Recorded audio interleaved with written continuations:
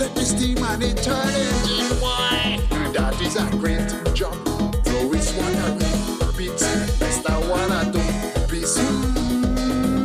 Can't be saying pussy cat for iron. Neither someone for sure. Yes, things are looking better. Why? Oh yes, at the crossing of the border.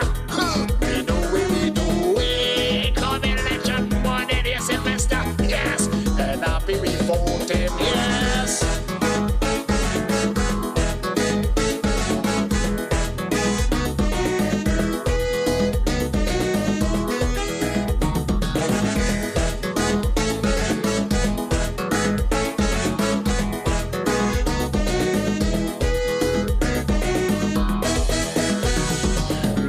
For this job, got to be the NRP. Yes, an economist. He's the leader of that party.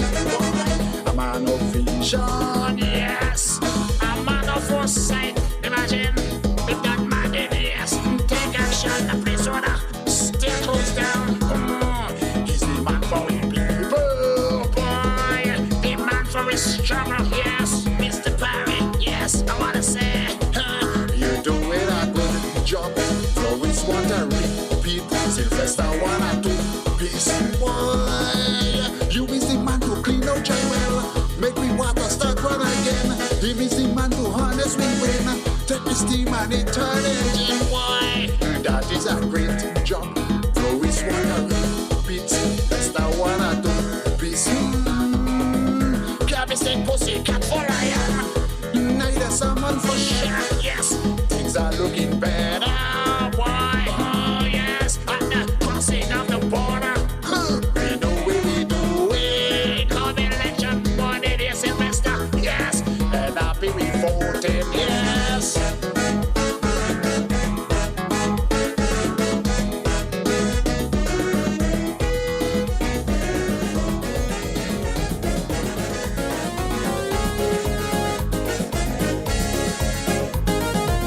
This is the party for the people of Nevis, the ruling NRP party.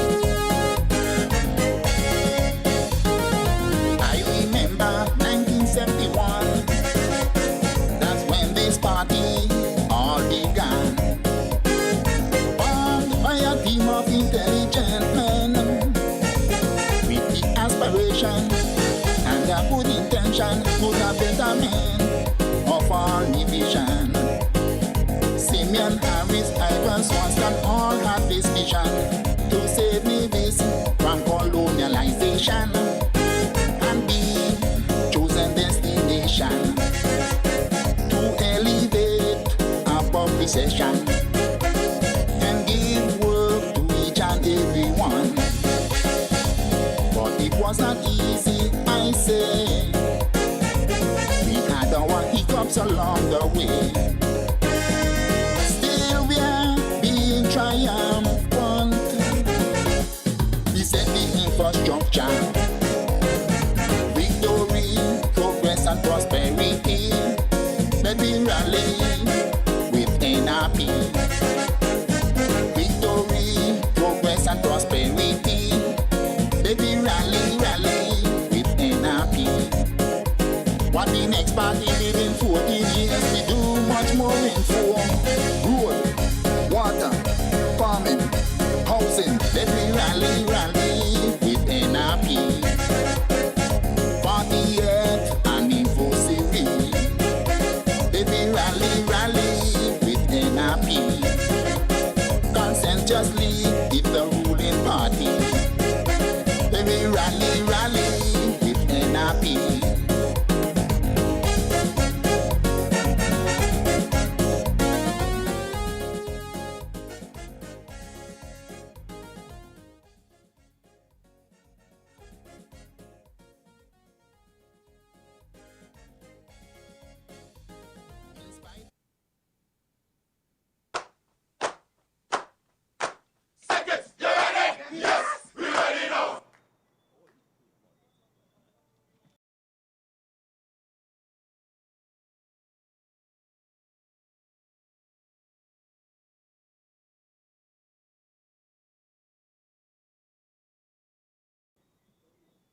Right?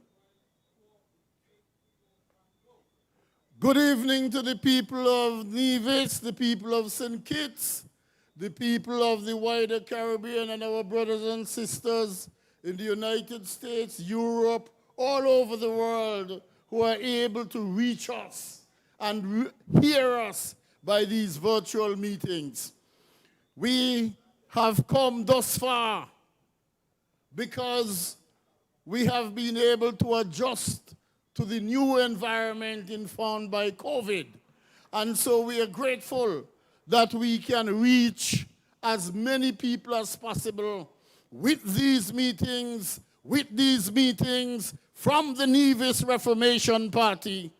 And we welcome all of you throughout the Caribbean and, of course, the United States and Europe. I do that a second time. But I also want to invite to listen to us this evening our friends in the Spanish community and to say to you, bienvenida a la reunión política de la Nevis Reformation Party. Vamos a ganar el 6 de junio y necesitamos que vas a votar y votar muy temprano.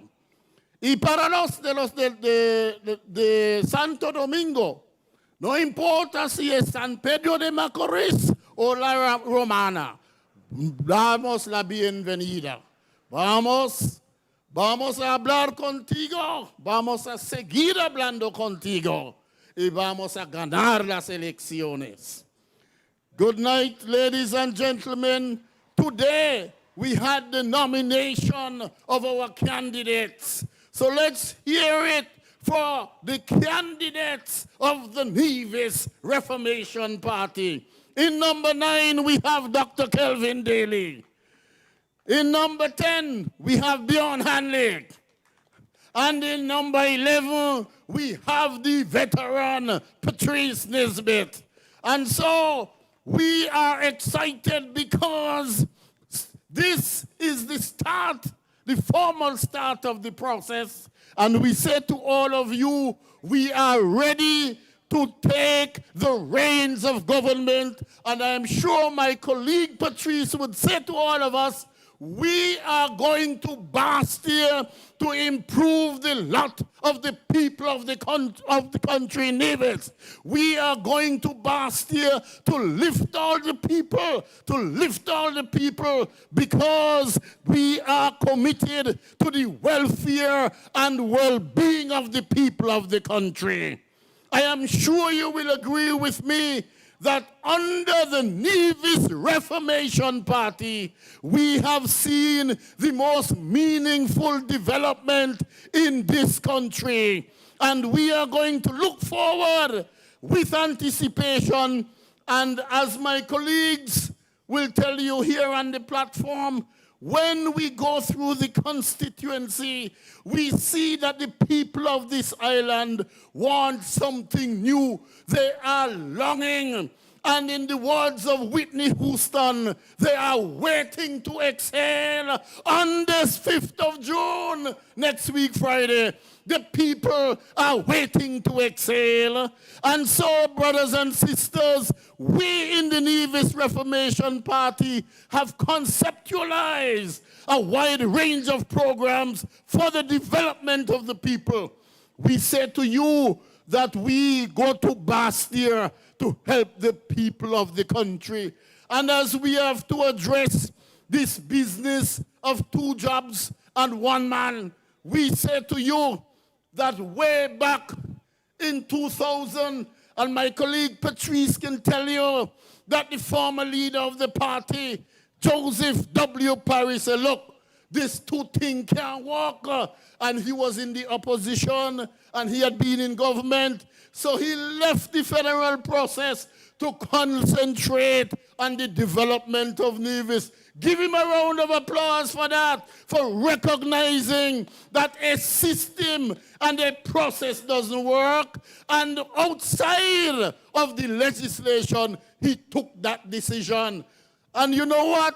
He was able to focus on development in Nevis. And I'm sure you can put your hands together, especially the people here in St. Thomas's, and say that when he became premier in 2006, we saw real development in the country. That is because he was focused like a laser beam on the development of the country. So you give the Nevis Reformation Party hands up for being able to focus exclusively on Nevis. When we established the Nevis Island Administration in 1983, we were moving from a local council where 9 men used to get $60 a month. We were moving from that to come to a different environment, one in which the people of the country will be able to finish the development, to continue meaningful development. Brothers and sisters, it looked to me that it's quite clear to me and to many other people, if we send the CCM candidates to Bastille, we are going to return to the local council because Nevis is going to be abandoned. And I'm saying to you, I got my first passport in 1975 when I was going to Guadeloupe on an exchange, a French exchange for students. I had to go to Bastille to get a passport. Under the Nevis Reformation Party, we bring every development in the country. Let's hear it for us. In the Nevis Reformation Party, we brought everything here for you. From having to go to a passport in Bastille to development in Nevis. And let me share with you, there are so many sentiments coming from people that no one person can do two jobs at the same time. That is why the Nevis Reformation Party a few years ago decided, look, we are going to have different candidates for the federal election, and nobody who sits in the local government will run for the Nevis Reformation Party for the federal government. Give us a round of applause for that, for moving the process forward. I remember saying at the executive meeting, come on, fellas, we must be able to find 8 people in Nevis, 5 at the local level, and 3 at the federal level. How you mean we can't find 8 people in Nevis? But you see, if you look, you will find. If you're interested, you will find. And if you want to, you will find. I am asking you in these elections to consider that if the men go to St. Kitts, the Nevis Island Administration will be abandoned, because in good biblical language, the good book and the Bible tells us no man can serve 2 masters at the same time. We have to understand that when the premier sits in the cabinet, in the federal cabinet, he is subsumed by that cabinet, and he has to follow the decisions taken from that cabinet. But if you're outside of the cabinet in Nevis, you don't have to follow those directions. Let me just remind the Nevis people that of some things we did in Nevis without having to ask anybody in St. Kitts. Let me just walk with you very, very quickly, just for a few seconds, because I want people to understand the seriousness of these elections. This is not joke business, brothers and sisters. This is serious business. Brothers and sisters, in 1983, we got independence. We decided that we will bring local government back to Nevis. You know the last time we had government before that? In 1882. So after 101 years, we returned local government to Nevis. Give the NRP a round of applause for that. After 101 years, we brought local government back to Nevis. In 1984, we set up the Nevis Housing and Land Development Corporation. Give us a round of applause for that. In 1984, we set up the Nevis offshore financial services which allowed us to create another arm of the economy. Today, the company which led the way is still the leading company in Nevis. Hands up for the Nevis Reformation Party. Then, brothers and sisters, we in the Nevis Reformation Party, we were the party that brought name brand, upmarket, five-star hotel to Nevis. The mighty Four Seasons came in Nevis as a result of our efforts from the Nevis local government. So it's not a case that the government has been sitting down. Whenever the NRP is in power, we have action can done. Do you agree with me? We have action can done. When the Nevis Reformation Party is in power, we set up a program with the University of Miami. With the University of Miami, where teachers in Nevis got their university degrees without having to spend the full 4 years on the campus or the campuses of the University of Miami. That was never done anywhere in the OECS. We led the way. We led the way. And I'm suggesting to you that there is a lot to be done in Nevis if you're committed to ensuring that the people of the country enjoy a critical standard, a better standard of life. And so I simply shared with you those ideas so that you might know the kinds of things that can be done under the Nevis Reformation Party. And we did those things without requiring any assistance, any direction from the government in St. Kitts. We work collaboratively, but we must take responsibility for our development. And so we don't want to be in any welfare situation. The people of Nevis, unlike most other Caribbean countries, we are landowners. So landowners are people with a special kind of independence. Landed people can't function the same way as landless people. And so those are the things which we have to consider. Now, brothers and sisters, we have reached a critical point in our development. We want to ensure that when our representatives go to St. Kitts, they can move and mobilize resources so that we can do things in Nevis.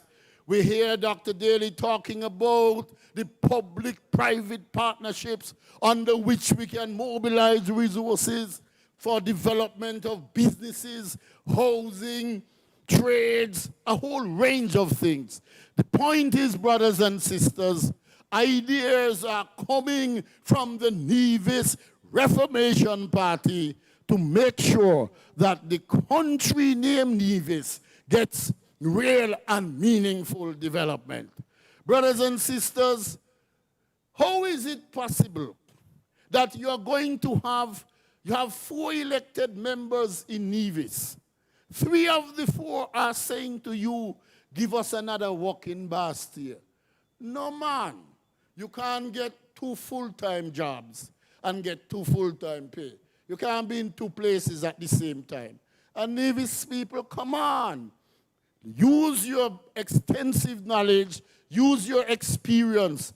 Tell me, why should you give 1 man 2 jobs and a considerable number of us, number of you, are without work? Come on. And we are saying to you, brothers and sisters, if 3 people go to St. Kitts, 3 people go to St. Kitts to participate in the government in St. Kitts, clearly they have to abandon Nevis, as has been the case. And so we are saying to you, use your good sense, use your sense of fairness, use your sense of justice, use your sense of equity, use your sense of morality. Use your sense of morality to ensure that you elect the people. So I call on you in number 9 to vote for Dr. Daly. Are you hearing me? Vote for Dr. Daly. I am calling the people in number 10, vote for Beyond Hanley. Are you hearing me? Vote for Beyond Hanley. I am calling the people in 11, vote for Patrice Nisbet. Are you hearing me?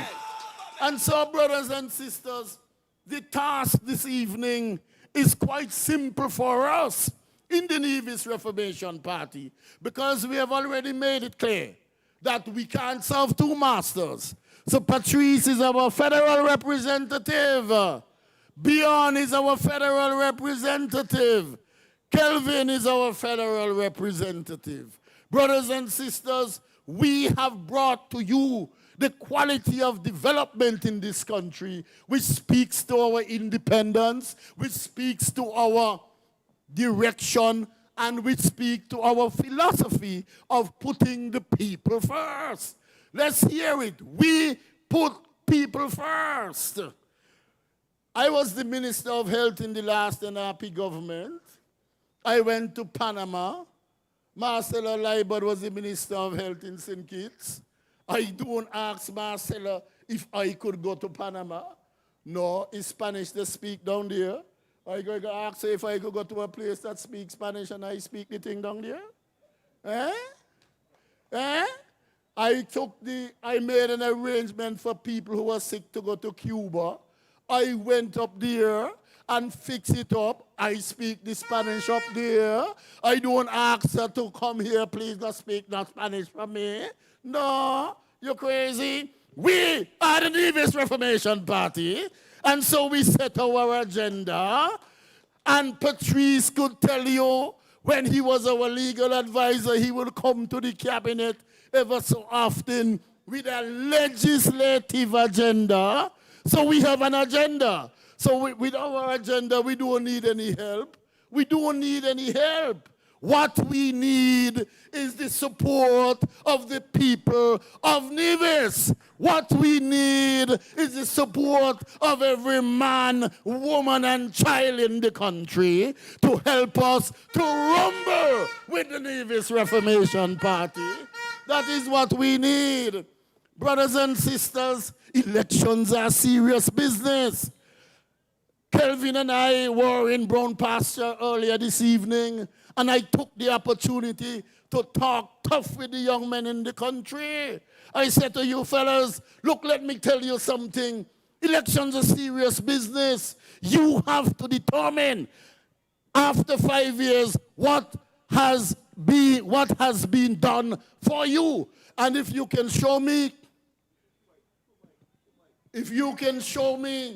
the housing, if you can show me the development, if you can show me the training, if you can show me the development which pulls you in the form of business, then I'll be prepared to listen. So while I was speaking to them, I spoke for 5 minutes, and I paused for 3 minutes to tell me, put up, and I said to them, put up your hands if you got assistance for small business. Put up your hands if you were sent away for training. Put up your hands if you got housing, like our rent-to-own program. No hands went up, brothers and sisters. No hands went up. So I said to you, this is serious business. We are serious about the development of our country, and we don't take it lightly. We understand in a democracy there are different views. But people of Nevis, thank you. But people of Nevis, what is it that tells you that one man will get 2 jobs and then does what? Does what? And so, brothers and sisters, it's not one person running out of the furrow, you know? It's not 2. It's 3. It's 3 out of 4 running to go to St. Kitts. And by doing that, you're indirectly abandoning the Nevis Island administration. And we can't afford that because we spend too much time. Brothers and sisters, this is an election to preserve the legacy of the first leader of the Nevis Reformation Party, Sir Simeon Daniel. Are you with me? We must preserve the legacy of Sir Simeon Daniel, the late Ivor Stevens, Tessie Nisbet, Ron Liebert, Levi Morton, Arthur Evelyn, Ural Swanston, the Horace Liebert, Tony Paris, all these men, and of course Georgette Seabrooks here from Cotton Ground, all these men and women worked too hard to bring us to this level, to now reach to the point where we are saying, abandon Nevis. And as Frank Evelyn says, they say down there must more prestigious. Well, Patrice would tell you, Patrice wouldn't tell you down there more prestigious. Patrice will tell you down there have plenty of opportunities to help people. It's not about prestige, brothers and sisters. It's about opportunities to help the people of the country. Brothers and sisters, we have always taken a very serious approach to the development of young people. You see our training programs, our programs in social development, all of them have to do with ensuring that development comes with young people and that young people are front and center of our development. We have decided, and I'm sharing a few of our big programs with you. The speakers will speak in a little more detail. But I want to tell you, every college student under the hearing of my voice, the party has decided that we win the government, 50% of the present student debt will be taken care of by the government under the Nevis Reformation Party. Clap harder than that because it's a big thing. It's a big thing. Clap harder.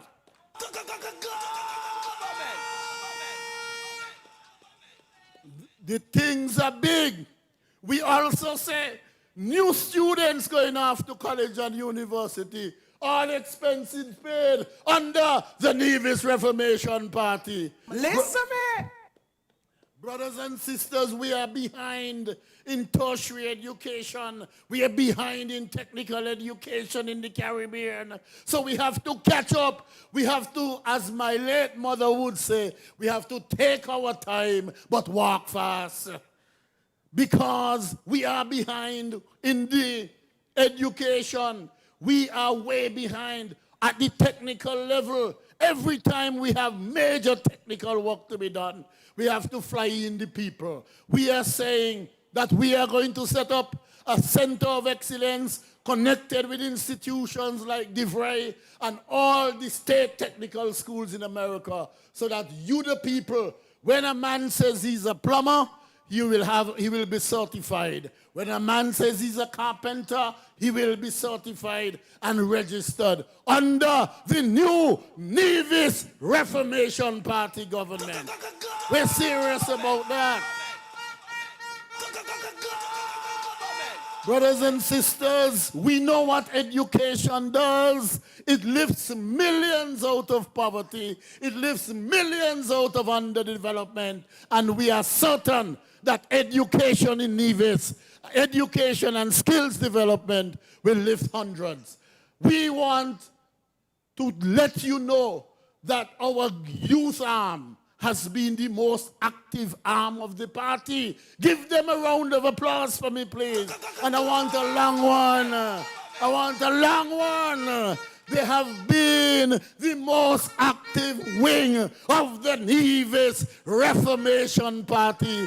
They have been everywhere with us, whether we were doing house to house, giving out care packages during the COVID. They come here, they pack them, they roll them, and they rumble with us. Let us give them a round of applause, a rousing round of applause, brothers and sisters.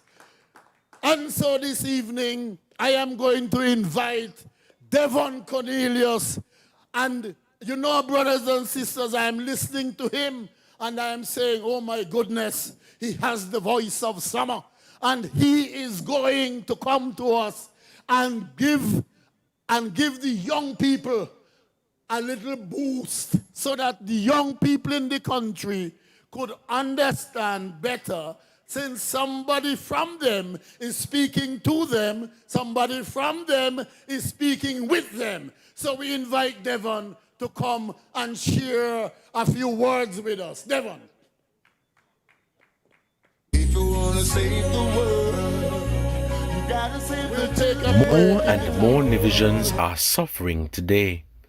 Those who voted for the current government have come to realize that it was all a bad dream. Wicked, heartless, all of self. But hope is on the horizon.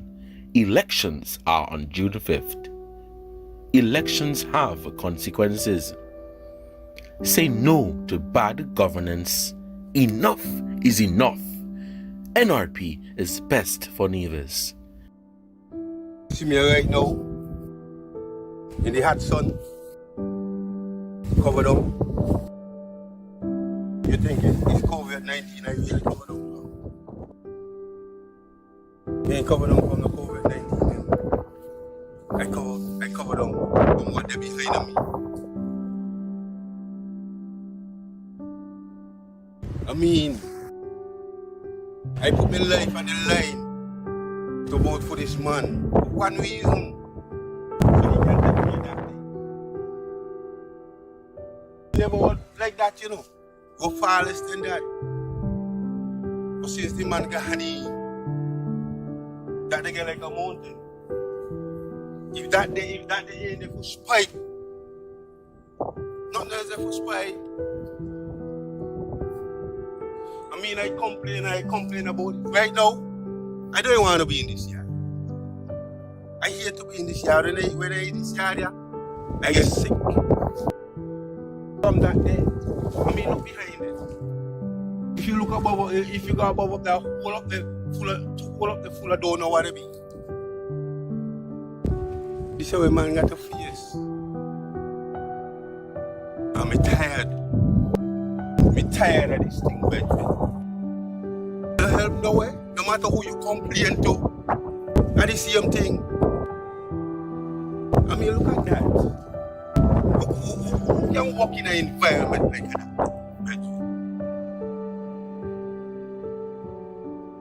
And then somebody don't want to tell me I must go vote for this man again. For this? This is what me had vote for him for, you know? This is what me had vote for him to get rid of this. He said he could get rid of it. That's not nothing for him to do.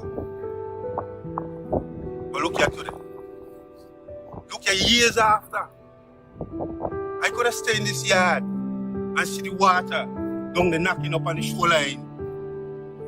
When we watch this, right? When we watch this thing, all me could do is me just want to ball it. When we see this. Me here to be in this yard. Me fear to be in this yard. When me see that, when me watch that, then me heart hot. You hear what me said, right? Me personally, you can't vote for him, you know? Again. And me say to the people, especially the people in the back, because me hear you up and down over there. I say he got bad locked down, bad must see his house. So he could lock down bad. Well, me can tell them what to do, Jed. I wish for them not to vote for him. I look on this, you think I suffer from this alone, fly, mosquito, I mean, rat, everything, no me alone. And the whole surrounding. People are bad, people are Cherry Garden, people are Bone Hill, people are Charlestown. Suffer from this thing. I mean, look at it. Look at that. All because of one man. Because when he get in this, you are nothing like that, you know. You are nothing like that. When I risk my life about for you, because I risk my life, you know more people threaten me. You know much people threaten me. But I still can't vote for him because I believe what he tell me. When me check it out, I fully fool. Fully fool me, What you say about that his legacy?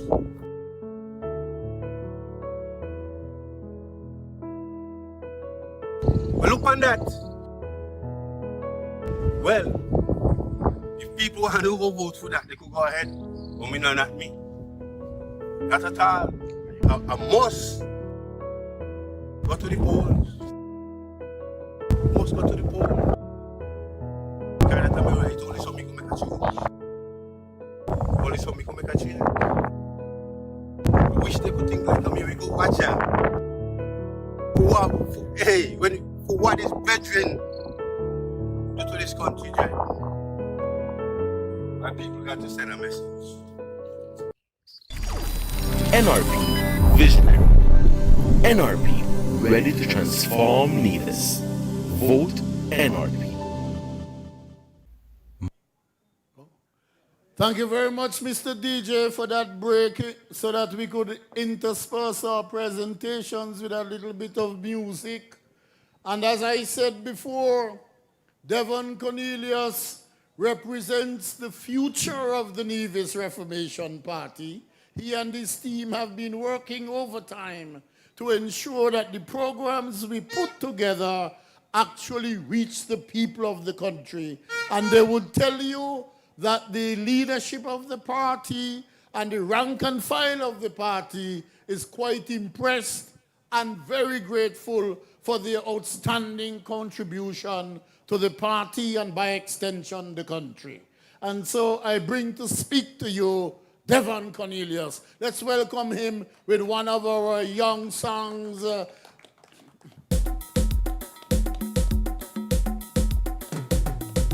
NRP performance. NRP, that's what matters. NRP performance. NRP, that's what matters. When I look around this island, I see progress and prosperity, development in every angle. A piece of it just for you and me. NRP soldiers, NRP people, let me hear you make some noise. Good evening, and good evening to those tuned in on the Facebook and YouTube lives. And I want to say to you that the Nevis Reformation Party is the party for Nevis. It has always been the party for Nevis, and it will continue to be the party for Nevis. Tonight I want to speak to the young people. I want to speak to the young people of Nevis, and I want to use this opportunity to encourage you to exercise your civic right, and that is to vote on Election Day, which is June 5th, 2020. However, before you do so, ask yourself, what am I voting for? What am I voting for? Young people, I want you to vote for substance. I want you to vote for substance. I want you to vote to secure your future. I want you to vote to secure your future. Vote for the team that has your best interest at heart, and that is the Nevis Reformation Party.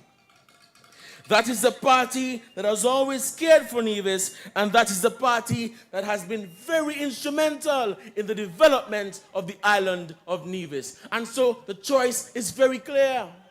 The choice is very clear. And I want to say to the young people on Election Day, send a strong message. We don't want greed. We don't want worthlessness. We don't want rubbish. We want the Nevis Reformation Party. On Election Day, send them a strong message. We don't want them. The train them want to go to Sinkis. That is rubbish. We want them to stay here and run the affairs of this country, but they don't want to do that. They want to go to Sinkis. That's what they want to do. How can they run Nevis and Sinkis at the same time? They can't do it. And that is why we're saying, vote for the Nevis Reformation Party. This is the party that cares for you. This is the party that has the plans and programs that can transform your lives. The party was here from 2006 to 2013, and they delivered. They performed. Performance matters. NRP people, NRP soldiers, young people of Nevis, this is your time. This is your time. You know, the young people are asking for jobs. Young people are asking for long-term jobs. Not jobs on this side of the road, long-term jobs. We are asking for a better healthcare system. We are asking for more opportunities in education. We are well aware of the high cost of a university degree. And so a number of young people in Nevis have to work 2, 3, 4, 5 jobs to pay their student loan. And there are a number of young people who simply cannot afford to go to college.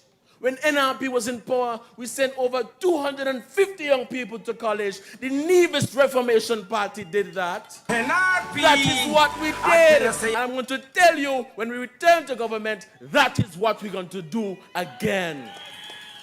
That is what we're going to do again. This is the party that has always cared for you. This is the party that has your best interest at heart. I want to say to the young people, because I'm talking to the young people. The bigger people understand, you know.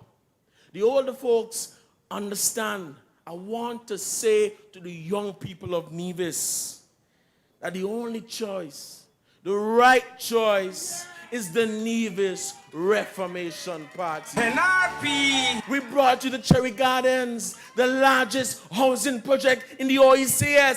NRP did that. NRP. What did they do? They did nothing for this country. And that is why the choice is clear. The choice is clear. We don't want no style. We don't want no who could talk the best and who could dress the best. We want performance. We want jobs. We want a better healthcare system. We want development in Nevis. And they don't have that. They don't have that for the people of Nevis. I am a young man and I want to go to college, but I can't afford it. I cannot afford it. But the Nevis Reformation Party has been very instrumental in helping and assisting young people to achieve a better and higher education. And again I say, the choice is clear. The choice is very clear. On June 5th, next week, Friday, I want to say to the young people in Nevis 9, the young people in Nevis 10, the young people in Nevis 11, vote for your future. Vote for jobs. Vote for education. Vote for better health care. Vote for the Nevis Reformation Party. NRP. The other side is coming to us and they're telling us why they should receive a second salary. And some of us don't even have one.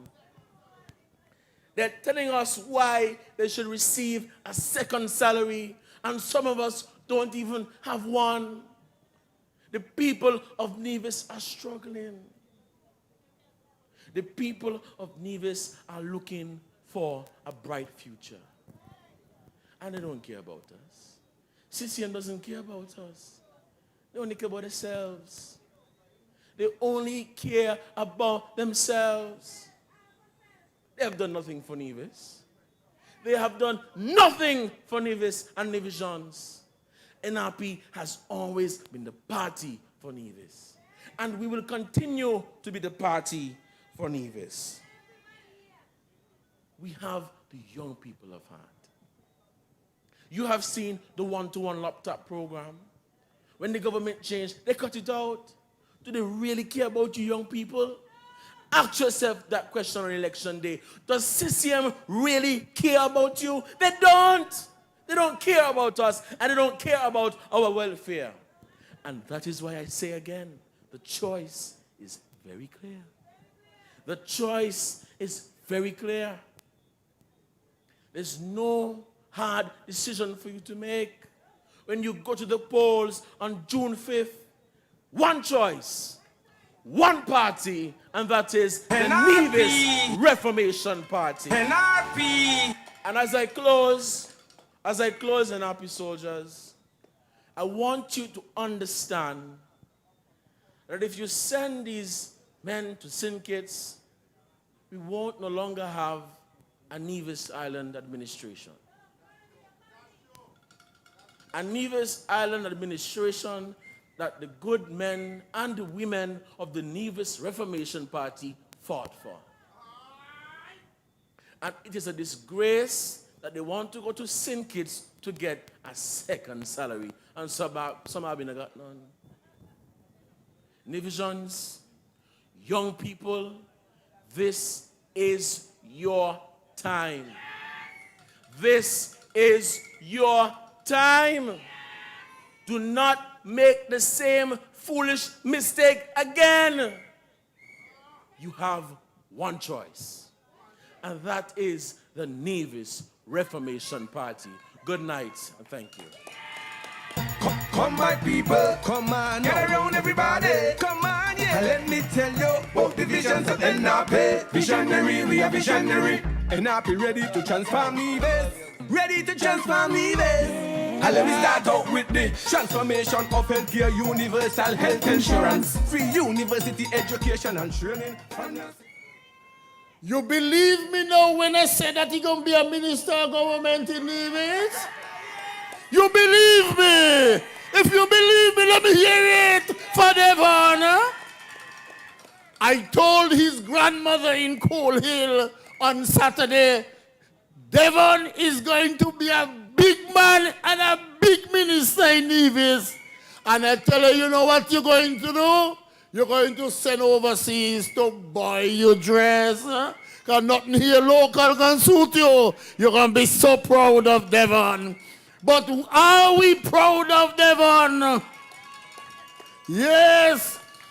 With the work of the Nevis Reformation Party, keep your eyes on the minister. Is he serious? Is he sounding good? Is he solid? Is he speaking the truth for the young people? Do you believe what he's saying? Yes, all of them, check all those boxes for Devon. Brothers and sisters, we are finding talent to help us to navigate the COVID and the post-COVID. So Devon will be part of the exit, developing the exit strategy post-COVID. You understand? We in the Nevis Reformation Party are seeking talent and bring the talent, harnessing the talent of the young. Give it up finally for Devon Cornelius. Let's hear it again. You know, one of the things we must always do is to show appreciation to our young people. When we appreciate them, they in turn are able to carry the mantle forward for us. And when we do that, we are ensuring that the process continues. Isn't the NRP in good hands with people like Devon? Man, I can go home and sleep till I snore when Devon is in charge. Agreed? Yes. Yes, DJ, you can respond too. Respond, DJ, come on. Let's get some music on the young man.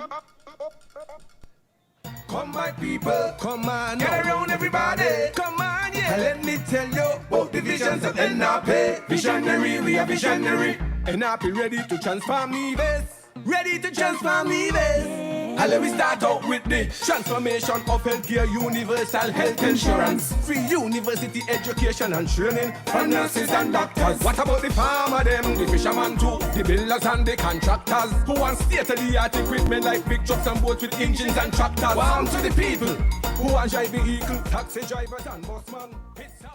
Well, brothers and sisters, we just had one young person, and I'm going to bring up another one.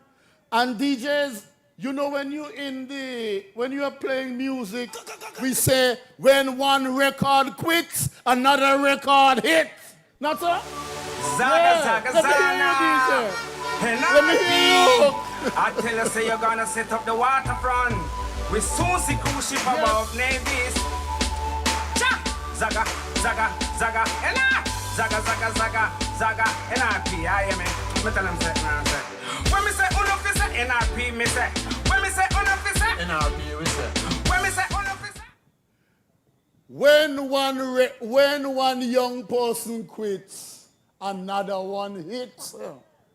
And so, brothers and sisters, I am speaking to you now for the candidate who was today nominated in number 10 for the Nevis Reformation Party. And brothers and sisters, his first presentation on Friday, I like the presentation and he's going to give you some details, but certainly, you know what he says? Listen to what he says. I am preempting him.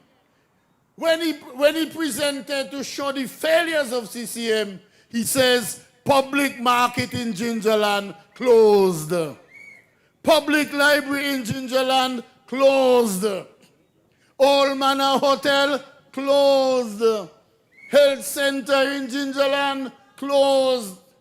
I was saying to him, I went to primary school in Gingerland, Gingerland Infant School, Gingerland Junior School behind the Methodist Church, and I went to Gingerland Senior School for a term and a half before I went to Charlestown Secondary. I was telling beyond this earlier this week, in the 1960s, while I was in primary school, the now honorable judge and master of the court, Pauletta Lance, was a librarian in Gingerland, in charge of the library, and as young children, she looked so tall and elegant, she inspired all of us to go to read, so we used to head to the library in Gingerland in the 1960s, but look at trouble, 40 years after Gingerland I got no library. What kind of thing is this? Me went to library in Gingerland in the 1960s with Pauletta Lance as the librarian who became a judge and so on. But I believe that's why it helped too, because, you know, right, colleague Patrice, you have to read plenty in the law business. And you know something, ladies and gentlemen, when I was in junior school behind the Methodist Church, there was some Peace Corps, Paul Ippel and his wife. They had a library in Mr. What's his name? Willie Amry's building at Fenton Hill. So imagine we walk from the Gingerland School, go over to Fenton Hill just to read. Now, Gingerland people, tell me where you're going to read now. Gingerland, where you going to read? You have been electing CCM for 30-something years. And you know something, brothers and sisters? When you see people don't want you learn to read, keep away from them. Keep away from them. My father used to tell me that, you know, keep away from people who can't read and who don't want you to read. You hear me? When in 1966 and up to the 70s, you have a library in Gingerland. Where are we supposed to be going? Not forward, people? Now tell me what that is. You tell me from the crowd. Is that forward or backward to now in 2020, Gingerland has no library? This is a case for public flogging of the representatives, you know. You're not supposed to not have no library in the country. All over the world, our children are supposed to be avid readers. They are supposed to be that. And you close the library? You remember in Trinidad when they closed the Central Library, Chuck just had a song, you know. He said Eric Williams was an avid reader, and now they closed the Central Library. People protest those things all over the world. When I was looking at the post-COVID response in Europe, and the people in Eastern Europe were lining up to go to the library because they had been home, they had read all their books, and in particular the older people, they were lining up with bags of books to take back to the library and read. That is what we want to do. So I bring you the man from Gingerland who gonna put the library back on the plan. Let us welcome him. Beyond, come say your piece. Leave this. Tell them who can't handle, just leave this. Hey! I'm just show me your hand if you're voting. For Barry and NRP, we voting. Tell this is CM, we not joking. Yo! We voting for NRP, the performance party. CCM never comedy like they want to film comic movie. It's for NRP, the performance party. Good evening, my people.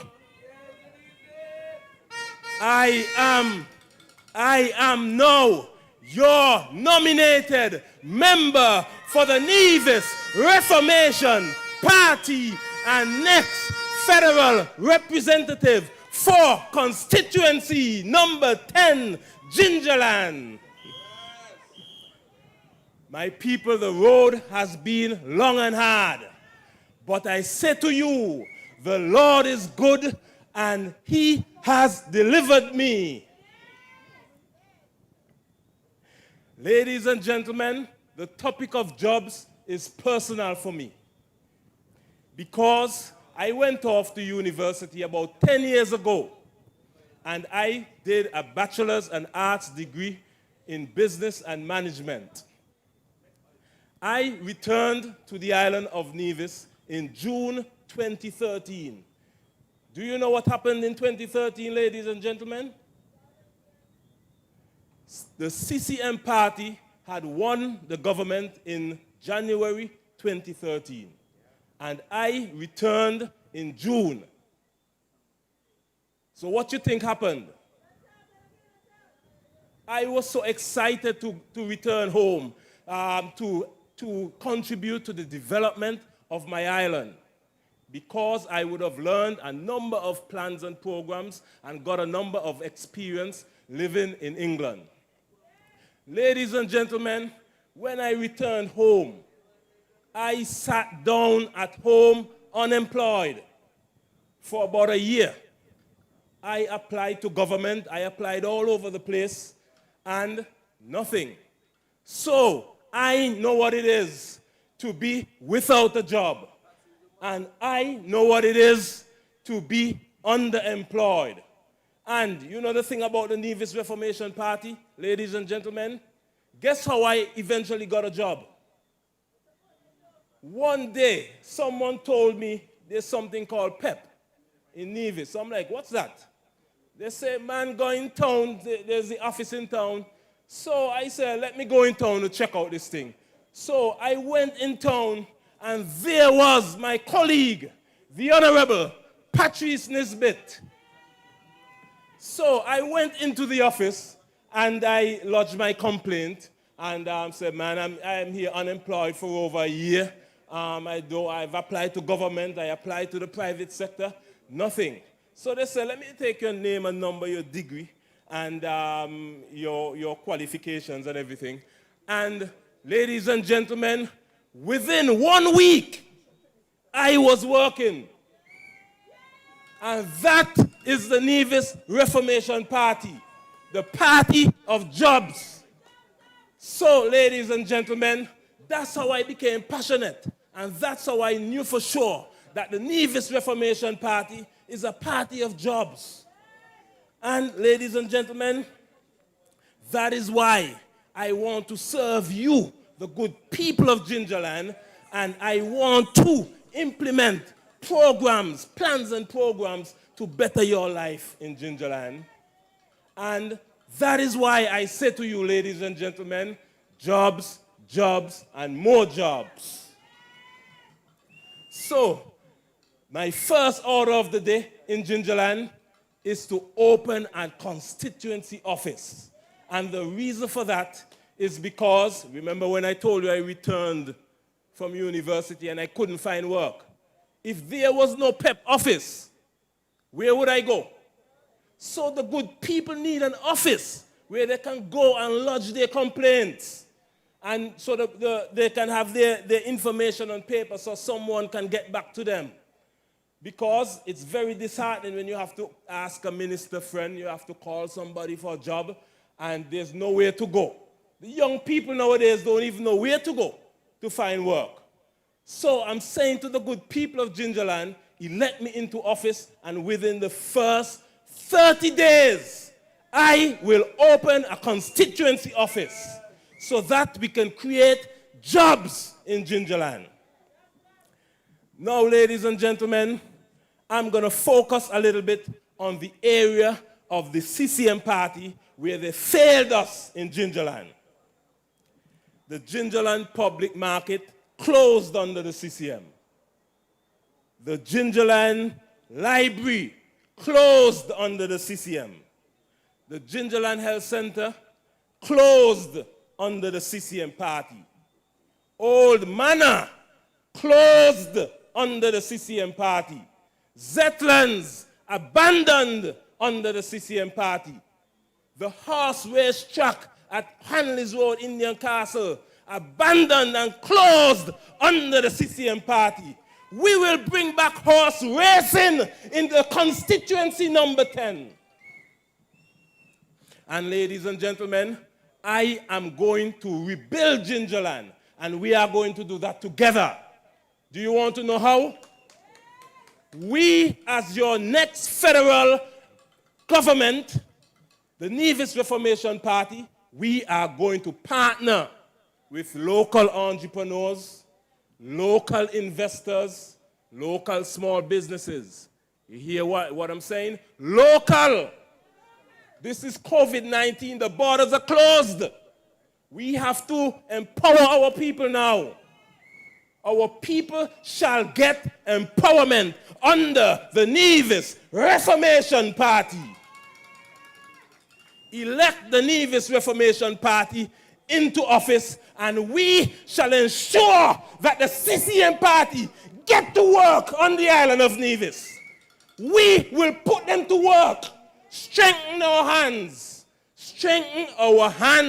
on the island of Nevis, and strengthen the Nevis Reformation Party. And we shall deliver jobs, and more jobs to you. Ladies and gentlemen, the Old Manor project is going to be a business center and training center. Dr. Daily, we will use his expertise to train the good people of Gingerland in all types of trades. Computer, mechanic, everything. And the Gingerland public market, ladies and gentlemen, agriculture.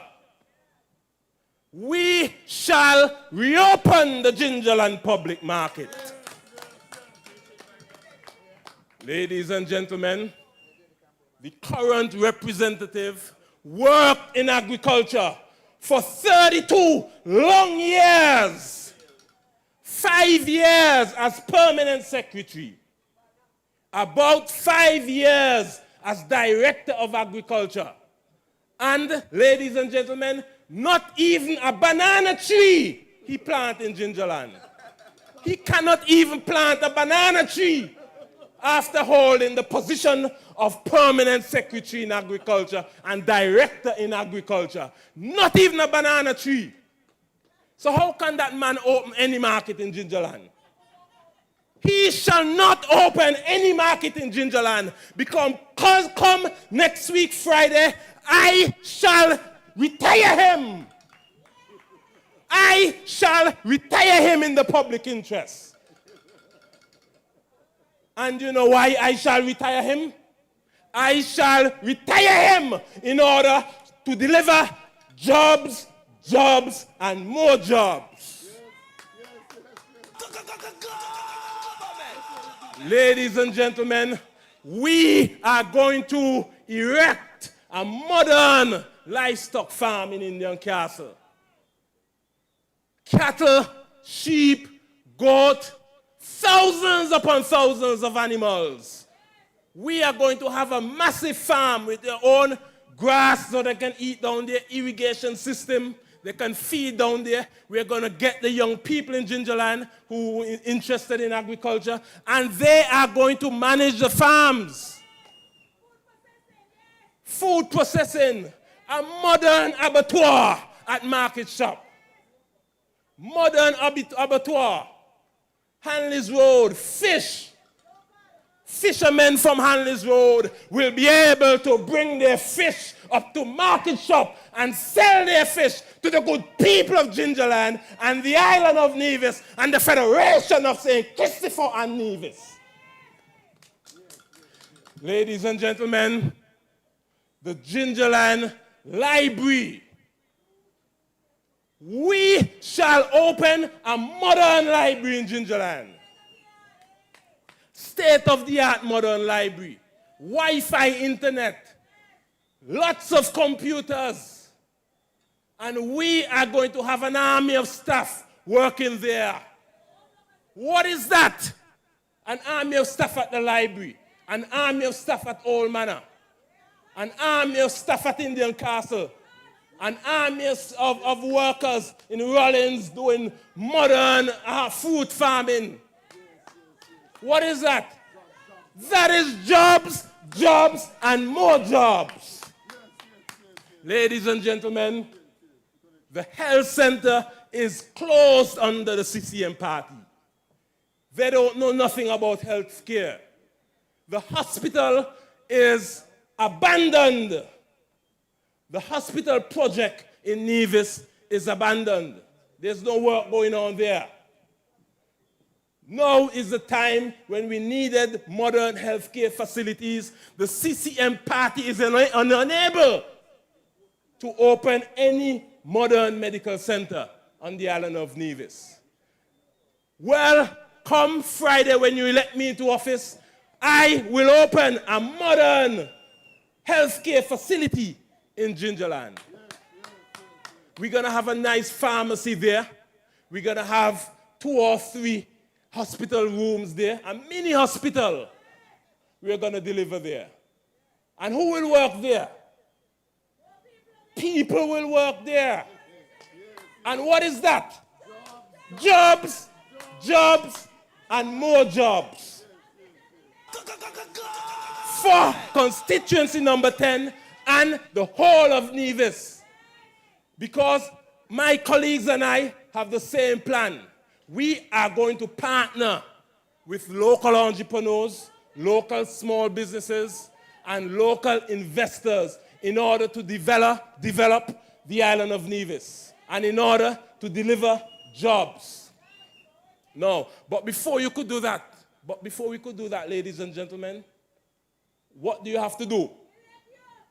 You have to elect me, and you have to elect the Honorable Patrice Nisbet again, and you have to elect Dr. Kelvin Daily. Let there be a Nevis Reformation Party in government come the next election. Let the Nevis Reformation Party usher in jobs, jobs, and more jobs. Let there be all 3 for the Nevis Reformation Party. Ladies and gentlemen, in constituency number 9, the call center closed under the CCM party. Who brought the call center here? NRP brought it, and they would have left a number of staff jobless. Who is a jobless candidate? The CCM party candidate for number 10 said he would leave Nevisians jobless after the next election. And I just want to say as well that those of you who do not have a job, maybe it's by design. And I want to say as well, boldly, that you will still remain jobless at the end of this election. My God. My God. You hear that, ladies and gentlemen? And that is why he will not go to Bastille. Because come next week, Friday, I shall defeat him. I shall defeat him in the name of the Lord. Because the Lord wants his people to get jobs, right? The Lord loves his people. So why does the Lord want 3 men to go to Bastille to get 2 jobs when you have thousands here on the island of Nevis unemployed? I say to the CCM party, that shall not happen. The Nevis Reformation Party will defeat you. So I ask you, the good people of Nevis, in constituency number 11, vote for the Honorable Patrice Nisbet. In constituency number 10, vote for Beyond Hanley. In constituency number 9, I am calling for you, all my friends and family, in constituency number 9, to vote Dr. Kelvin Daily. I want you to vote for Daily so that he can retire the CCM candidate for constituency number 9. Let me hear you for the Nevis Reformation Party. Let God Almighty usher in the Nevis Reformation Party. Come next week, Friday. By Saturday morning, we shall deliver a victory for the Nevis Reformation Party.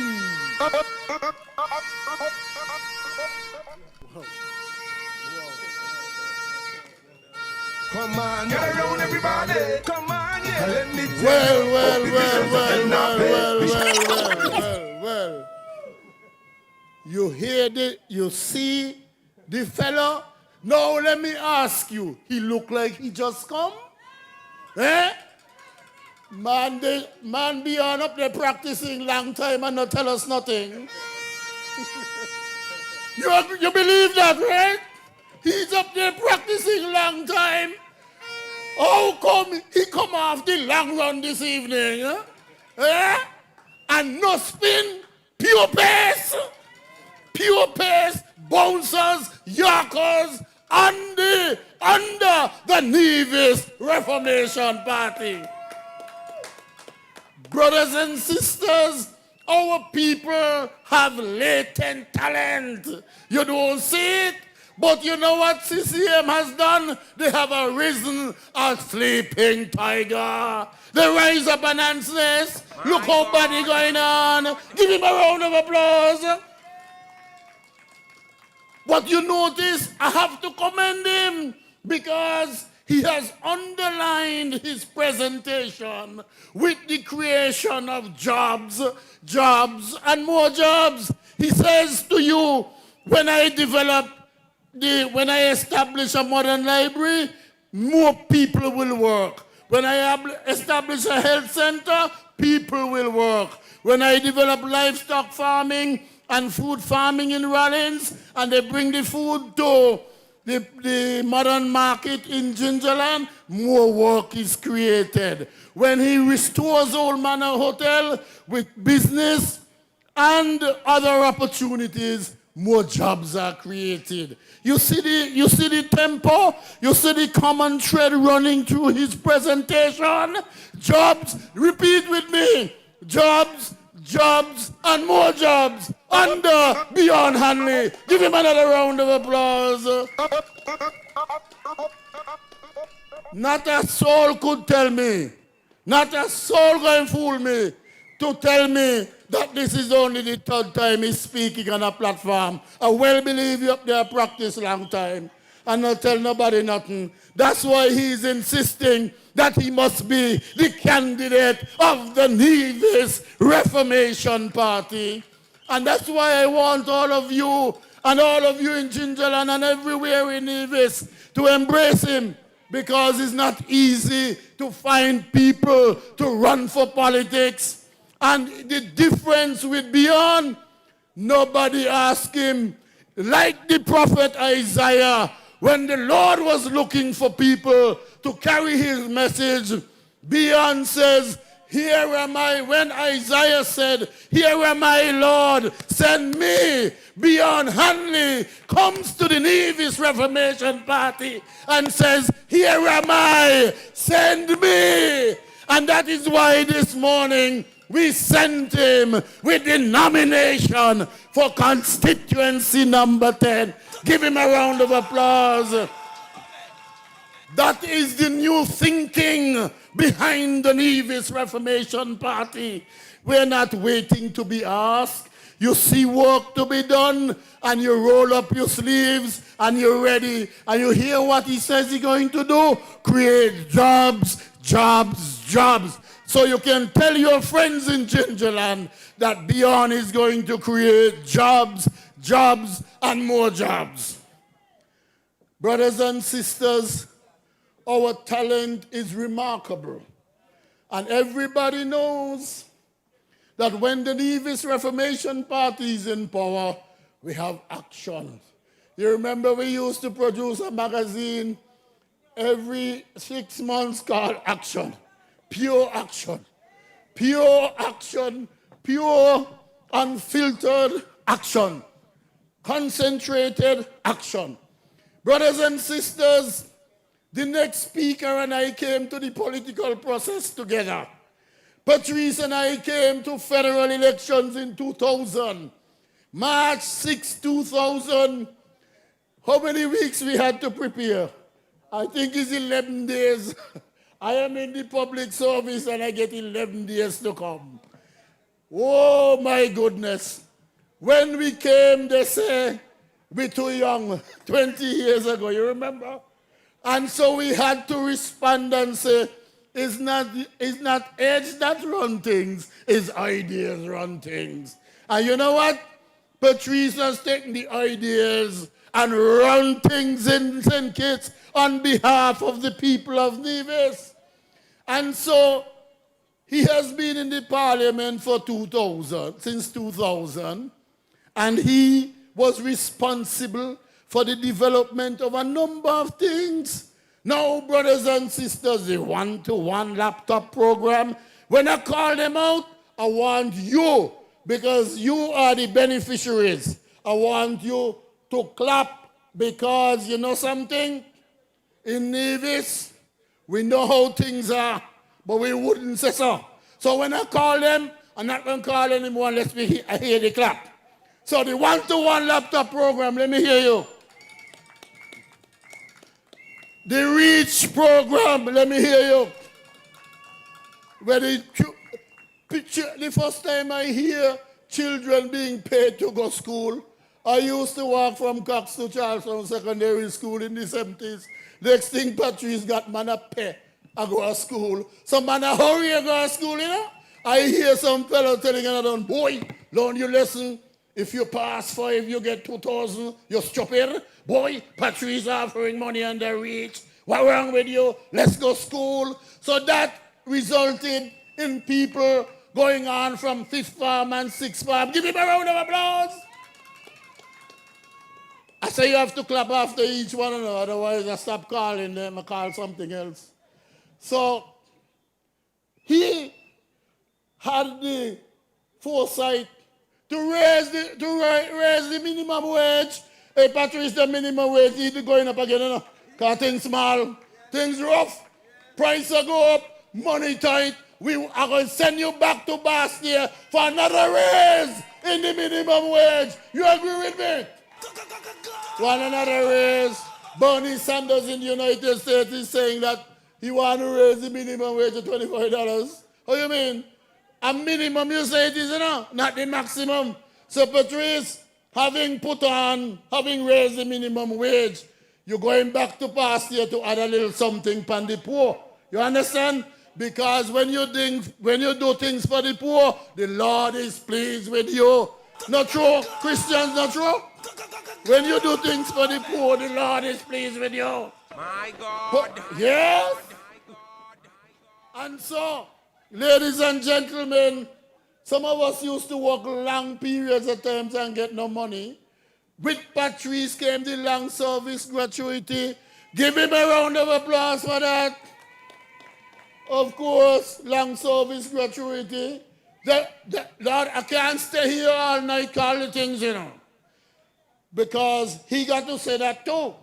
But there is a problem in Nevis. And I am asking you, I'm going to say so now, so when he gets elected, he must lead the legislation for it. I want you, when you go to Parliament, Patrice, to lead the legislation to deal with stopping ministers in Nevis from coming and sinking. Make sure you find a way of crafting the legislation.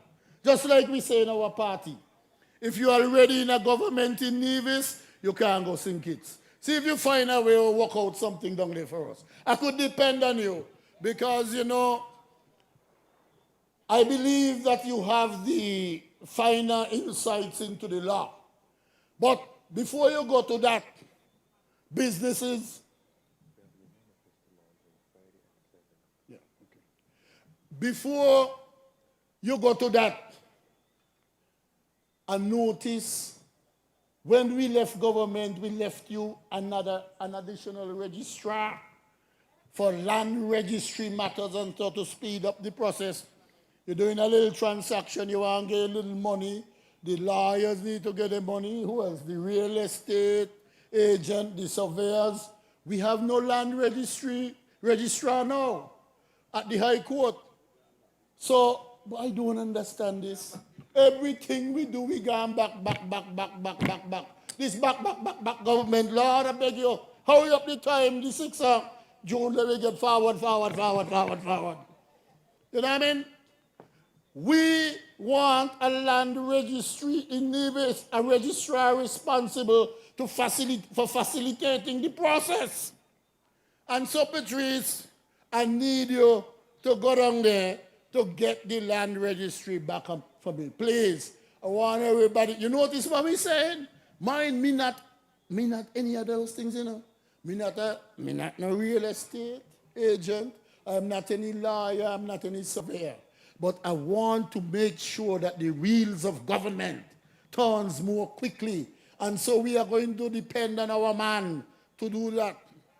Brothers and sisters, you hear the things what he did already. And the companies which were doing business in Nevis never used to want to pay us the tax in Nevis. Under Patrice Nisbet, they started. Right? Well, Lord, me throat hurting me now with the things I say already. So I prefer let he throat hurt him now. Let him go talk to you about what he wants to do. Brothers and sisters, I am going to think that the people of Nevis would want to make sure that St. Thomas's and St. James are represented by a man who understands the finer things of government and the more difficult things of government. He is going to have a legislative agenda. I already gave him one, and I'm sure he has a massive package ready. And so, brothers and sisters, I am pleased to invite him to speak. You know why? In the days when learning was good and when it was good to be a teacher, it still is good to be a teacher. It's good to be a teacher because you teach parliamentarians, you teach kings, you teach queens. I used to teach him at Charleston Secondary School for a number of years. But you see, I used to teach French and Spanish, but I never teach him no law. So he became a lawyer. And so we are going to say that Patrice is going to use his tremendous legal skills and his deep understanding of the law to bring new development to Nevis. But most importantly, St. James and St. Thomas's, he is going to bring projects and programs funded by the federal government. You know why? He did it already and he could do it again. So join me as I invite to speak to you Patrice Nisbet. Patrice Nisbet comes to speak. Confident in I am, Jaja, who you not gonna make with suffer.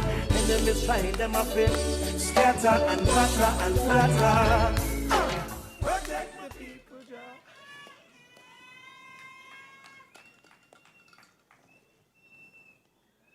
NRP people, let me hear you. This is the voice of the Nevis Reformation Party. It is the voice of the party that has taken Nevis from the guttermost to the uppermost. It is the voice of the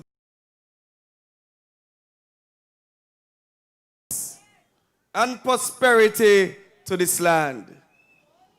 And so, my dear people of the Nevis Reformation Party, you have nearly 50 years of seeing the work of NRP.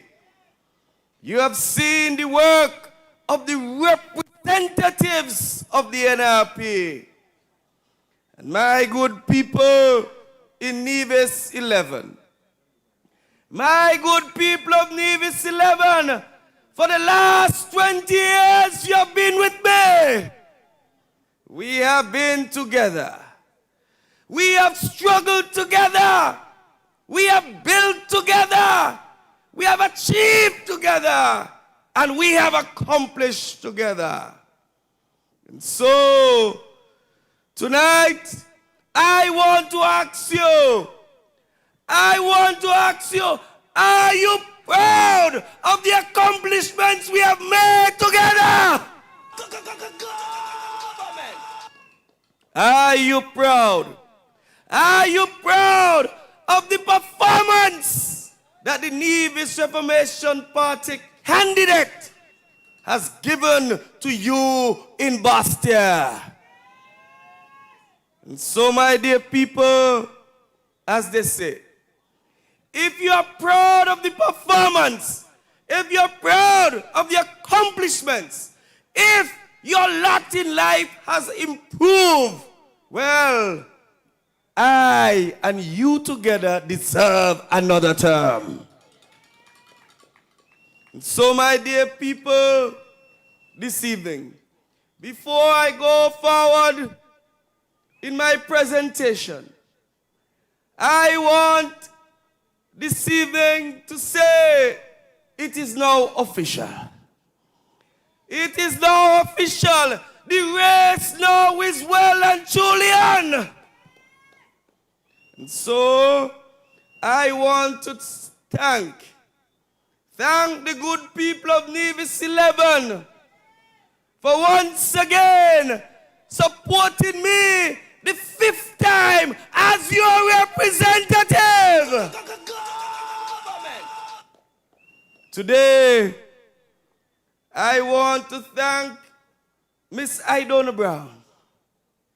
She hails from St. Thomas's, and she came to the Cotton Ground Community Center today to nominate me as a fit and proper candidate to stand in these elections. I also want to thank Miss Derricka Parry. She now resides in St. James, and she came to Cotton Ground this morning, and she said that I fulfill all the requirements, and she held the Bible in her hand, and she said, Patrice Nisbet is a fit and proper person to represent the people of Nevis 11. And so, my dear people, nomination is over. And we are here on the platform of the Nevis Reformation Party to bring the message to you. We bring a message of hope. We bring bring a message of expectation. And we also bring a message of performance. Because what we don't do already, we can do again. And whenever we do it on behalf of the people of Nevis. NRP has always been best for Nevis. Because we have always brought the most growth and development to this country, to this island. And you must ask yourself, when you are in your quiet moments, is that a fact? Is that a fact? Because if you're honest with yourselves, you will answer that question in the affirmative. You will say, it is true. And so, my people, tonight you heard the news. You heard the great news tonight. 2 warriors, 2 soldiers of the Nevis Reformation Party has gone to court. And my dear people, they have gone to court to deal with the matter of boundaries. Well, which boundaries are you want to run on in this election? Because there is uncertainty as to which boundaries should be run on in these elections. Because I believe everybody in Nevis also believe that when the House was dissolved, the boundaries from 2015 should have taken effect.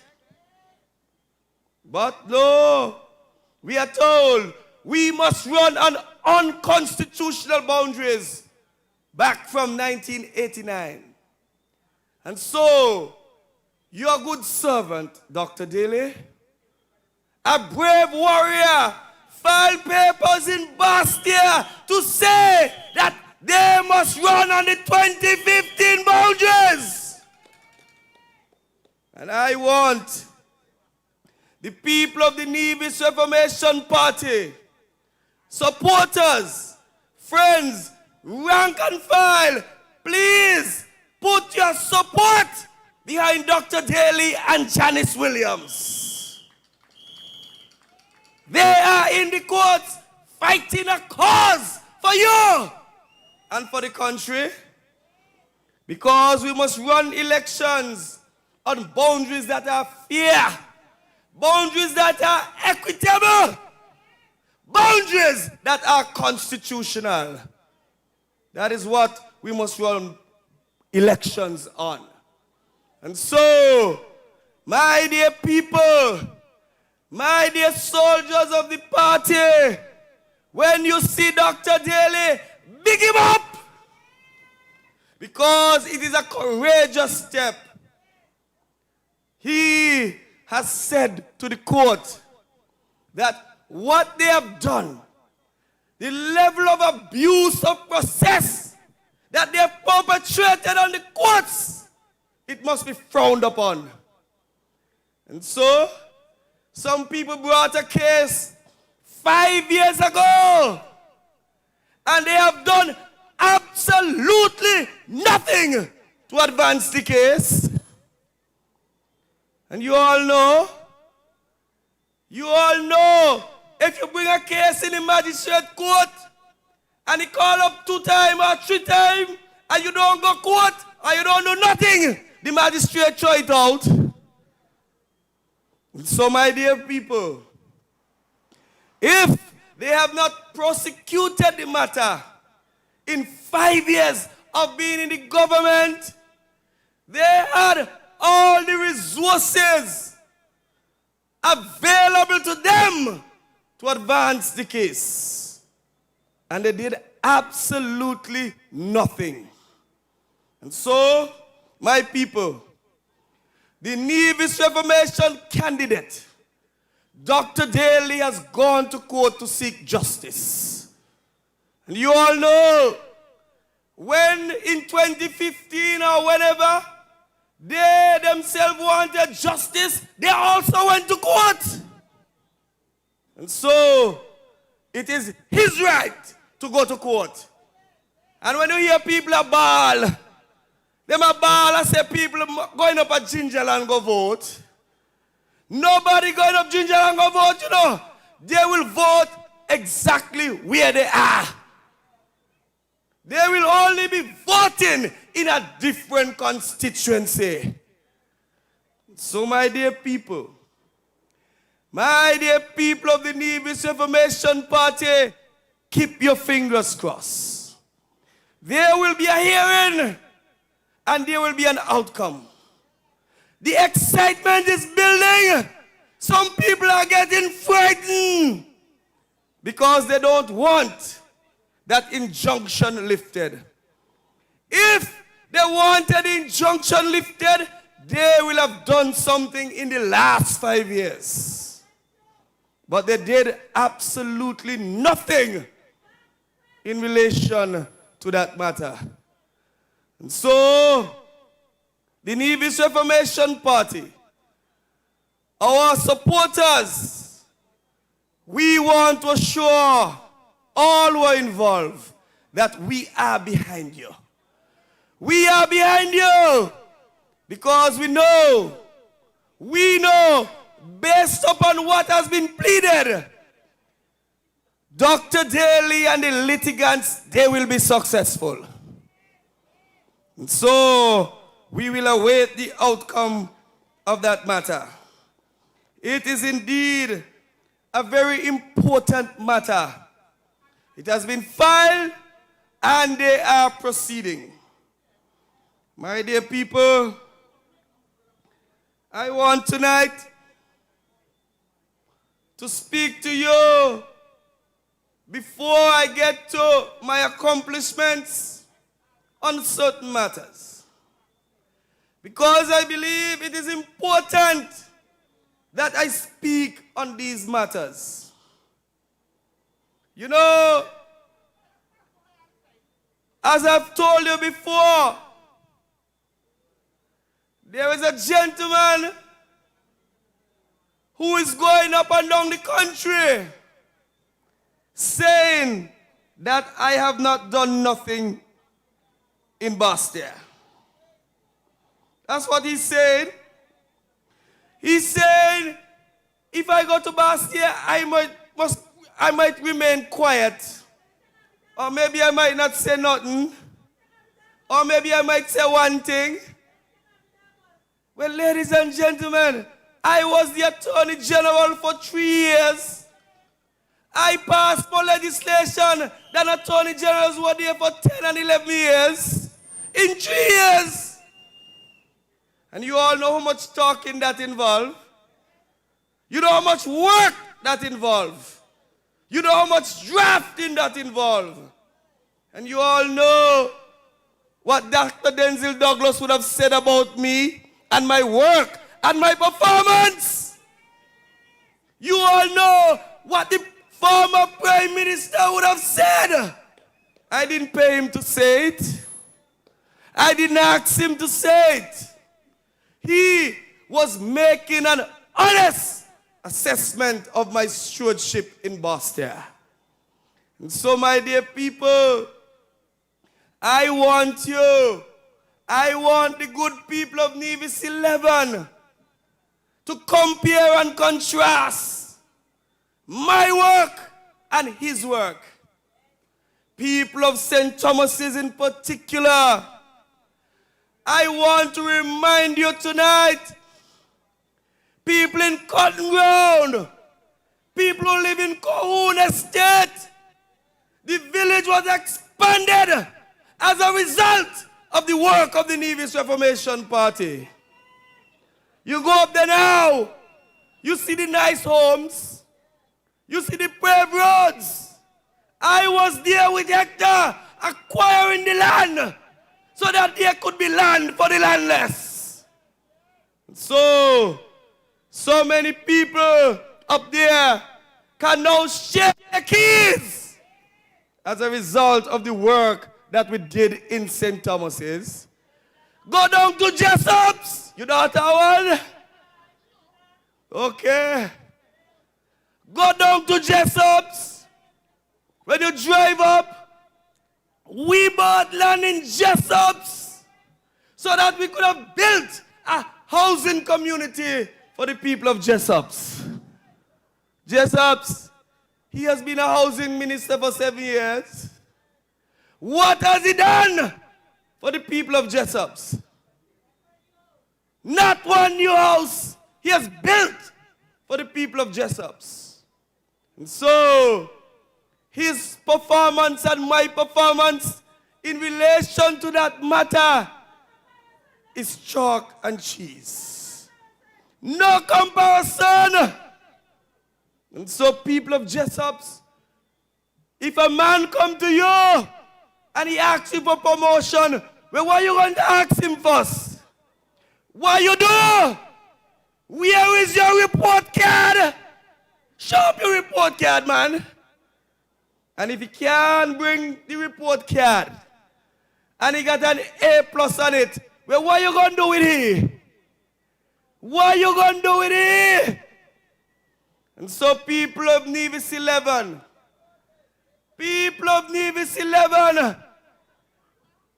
when a woman got a good man, what she must do?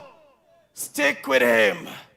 And so, Nevis 11, you got a good man in me, so stick with me. And so, my dear people of Nevis 11, let us look at agriculture. Let us look at agriculture. I want to ask what he has done to improve agriculture in Nevis. What he has done to improve agriculture in Nevis. You hear what Beyonce? The man from Gingerland, he not even plant a banana tree in Gingerland. Zook, he never even, the Honorable Alexis Jeffers, he never plant a banana tree in Nevis 11. Or maybe a breadfruit tree. Or maybe a cherry tree. Not even that he has done. But let us look. Let us look at this performance. Because over the years, we have had a decimation of our agricultural sector. That is what we have had with him. We have no production, less acreage under cultivation, no improvement in the livestock. Nothing he has done to improve agriculture in Nevis. Nevis, under Euro Belto Hector, was able to develop an export crop. You all remember when we started exporting cotton again?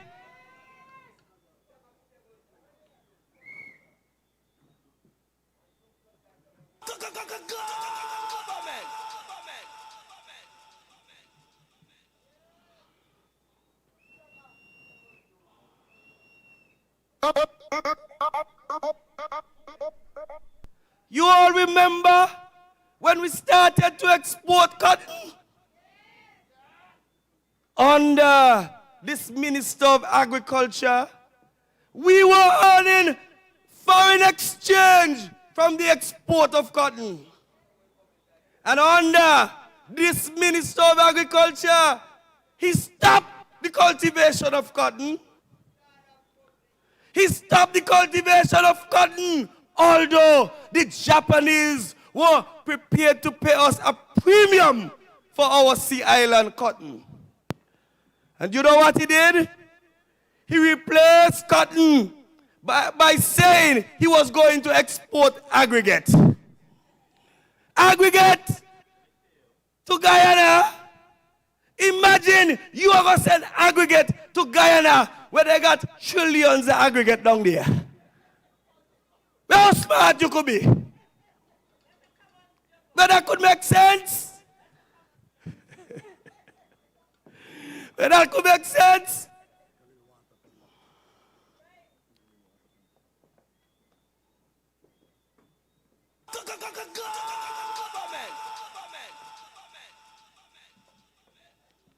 You mean we know in Guyana they could produce aggregate way cheaper than in Nevis?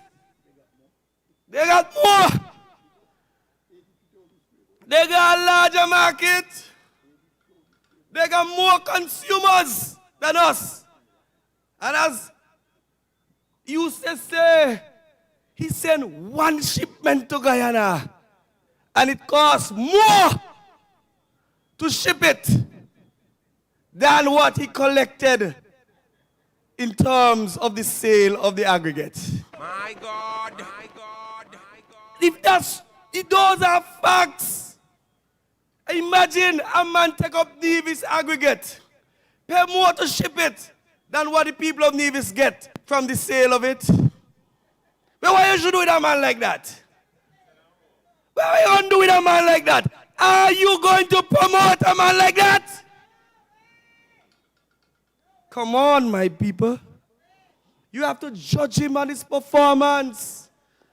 And if he has failed you, if he has been unable to deliver on your behalf, well then, I say to you, you must get rid of him.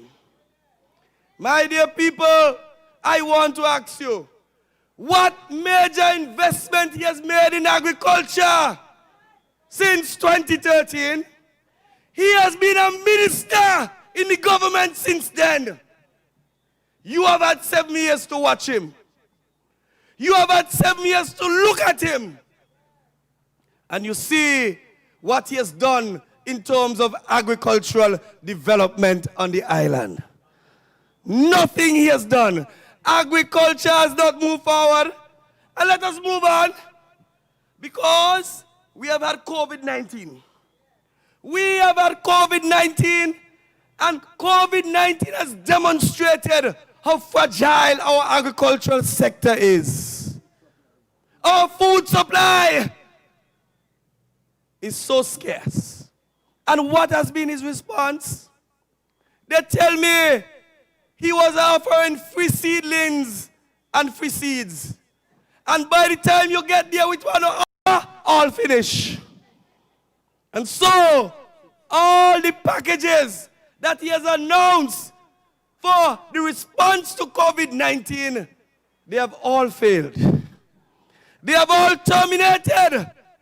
They have all stopped.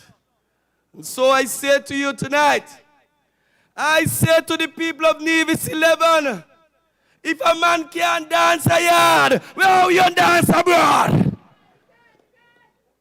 I have demonstrated to you that I can dance a yard and I can dance abroad. And so, my dear people, look, a man spent over nearly $8 million build a water taxi terminal. Of course, you may say that we need a water taxi terminal, but that's not the issue. After spending $8 million, you'd have thought if rain fell, you would have been protected from the showers. And so, really, he has wasted the resources of the country. $8 million spent on that project. And when fall, the tourists walking in water. They are saying, they must be saying to themselves, where I am, where in the world anybody would plan such a facility without ensuring that the necessary support infrastructure is in place. No foresight. How are you going to send this man to Bastia? If you're not going to foresight in Nevis, well, what you should do with him? Got to send him home. Because he has demonstrated to you. We have been building the Newcastle airport for the last 4 years. Newcastle police station, yes. For the last 4 years. And you know, up to now, the Newcastle airport is not, the Newcastle police station is not finished. Of course, is I gonna finish it for him? Is I gonna finish it for him? Yes, I gonna cut the ribbon for him. And so, my dear people, you all must remember what Timothy Harris said. Timothy Harris said he came to Nevis and he wanted to see the station. But he was amazed. He was amazed after all the money that was pumped into the development of that station. Up to now, it was incomplete. My God, my God, my God. And you know, what was more striking is the fact that he had sent an extra $1 million. And so, my dear people, here you have a minister who is overseeing the construction of the police station, and he has already incurred $1 million in cost overruns. And so, if the man can manage the resources prudently, if he can manage the resources wisely in Nevis, well, why are you going to send him to Bastia? What should you do to him, Nevis 11? What should you do to him? Yes, my dear people, I see now I go St. James. They start to do a grading of a road going over there by the Methodist Church. You know, in the heart of an election, they start to do the road. The road was there all the time. Election just call and they start the road. That reminds me like a Malcolm move. You know, election morning, Malcolm will come up to you and you see all kind of dirt being dropped. My God, my God, my God. In all kind of places. Henry Daniel could tell you that. But you all know, and you know, the reason why they're going to start it now, because they want some money drawn down so that some campaign expense will be paid. Listen me. You all bear that in mind, because there could be no justification why you would start repairs on the Island Main Road in that area, because the road was there all the time. And so, my dear people, I want to deal with one other matter. I don't even know if I could see on the paper tonight. But you know, in 2012, a man came to you and he said, stop Patrice Nisbet now. That's what he said to you. He also told you Patrice Nisbet must choose whether he wants to stay in Nevis or stay in St. Kitts. The Observer newspaper is here. The records are here. And so, my dear people, tonight, I'm going to try and see if I could see to read one thing to you. He said, the election of Patrice Nisbet is bad for democracy. That's what he said, you know. Nevis 11 people. That's what he wrote in the newspaper in the petition. He said, history has shown if you put too much power in the hands of one man, it can be dangerous. Oh my. And we know absolute power corrupts. Absolutely. That's what he said. He said that if you give a man too much power, he's going to become corrupted. All of that he wrote. He said, if you give a man too much power, it is dangerous. It is bad for democracy. And so, my dear people, what he was saying to you, that the election of Patrice Nisbet would have been immoral. The election of Patrice Nisbet would have been unethical. And so, my dear people, if it was immoral then, if it was unethical then, well, is it not unethical now? If I'm elected in the local assembly and elected in the federal assembly or federal government, that's 2 jobs, requires 2 pay. I want my money for the work that I intend to do. I'm not going to work for free for anyone.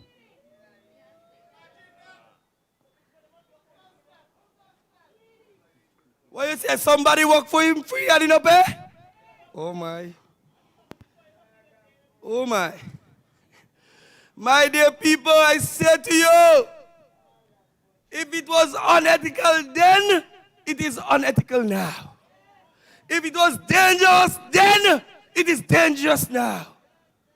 And so, people, you heard him. He said all he wants you to do is to elect him so he get 2 salaries.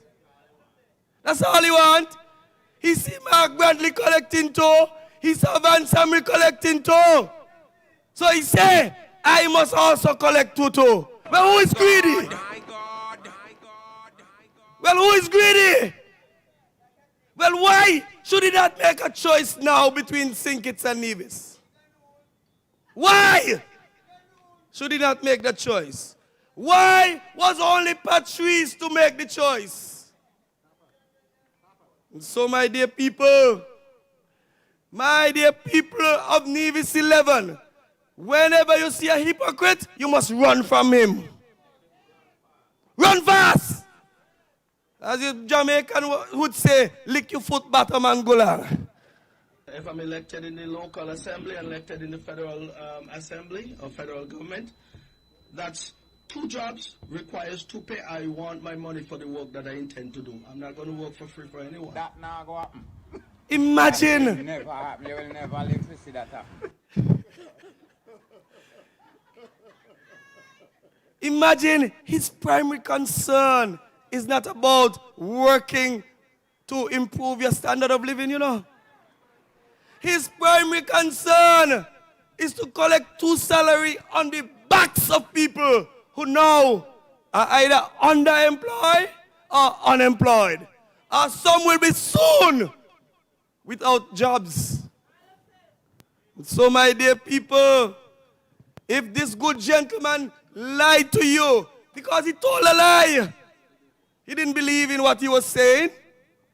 So if he lied to you publicly in 2012, well, obviously he's lying to you again. And you all must know what you all must do with liars. The Bible tells you what you must do with them. Keep far from them. And so Nevis 11. Nevis 11, I am asking you tonight. I am asking you tonight to judge. Judge my record and judge his record. And so I would only say briefly. That I went to Bastia in 2000. I have been on this journey for the last 20 years with you. I am not even 50 yet. I came in my 20s. And I have been working in the vanguard of the Nevis Reformation Party to bring a quality education, to bring improved living standards, and improve quality of life for all my constituents. So, my dear people, you know about the one-to-one laptop program. You know about the increase in the minimum wage. You know about the reach, the seed, the save. You know, when he was talking, he said, well, maybe do one thing. So, if I didn't do none, well, I could also do one. You know when people are tell lie, what happened? They get confused. can't remember what I say. Because you all know, when Four Seasons and the NIA had a problem in 2008, 2009, and I was the Attorney General, you know what I did? I sent a lawyer to Delaware to work on behalf of the people of Nevis. And as a result of going to Delaware and being active in the case, we won the case, and Four Seasons stayed in Nevis today. So, my dear people, my record is there. My record is there. My record of solid achievements on behalf of my people is there. Because you know the work that we have done together. You know how we have been able to leverage our support in Bastia to bring meaningful growth and development here. You all know about the PEP program. You know, beyond Hanley now would say, thank God for PEP in Nevis. Because PEP now is the largest employer in Nevis. And it's as a result of the work in Bastia, the collaboration in Bastia. That is why that program has been the sustenance of so many families here in Nevis. And so, my dear people, that is one in the credit column. And they are so too numerous to mention because the achievements are broad. I did it in 5 years in government. He has had 7 years as a minister in Nevis, and his record is a dismal failure. And so, my people, I could only ask you, I could only urge you as you head to the polls. And I want to remind you all before I leave the podium tonight, about that fisheries project. A $30 million gift to the people of Nevis. The first major and largest investment in the fisheries sector was going to be done by the Japanese JICA. It so happened that we lost the government in 2013. We lost the government. And as a result of that, all kind of shenanigans started to happen. It is so happened. I went to Japan in 2014. I had a bilateral meeting with the foreign minister of Japan. And I told him, wherever the Nevis Island administration said they want the fisheries, the federal government will support it. Because if it is something for Nevis, and I'm in a position to support it, I am going to do it.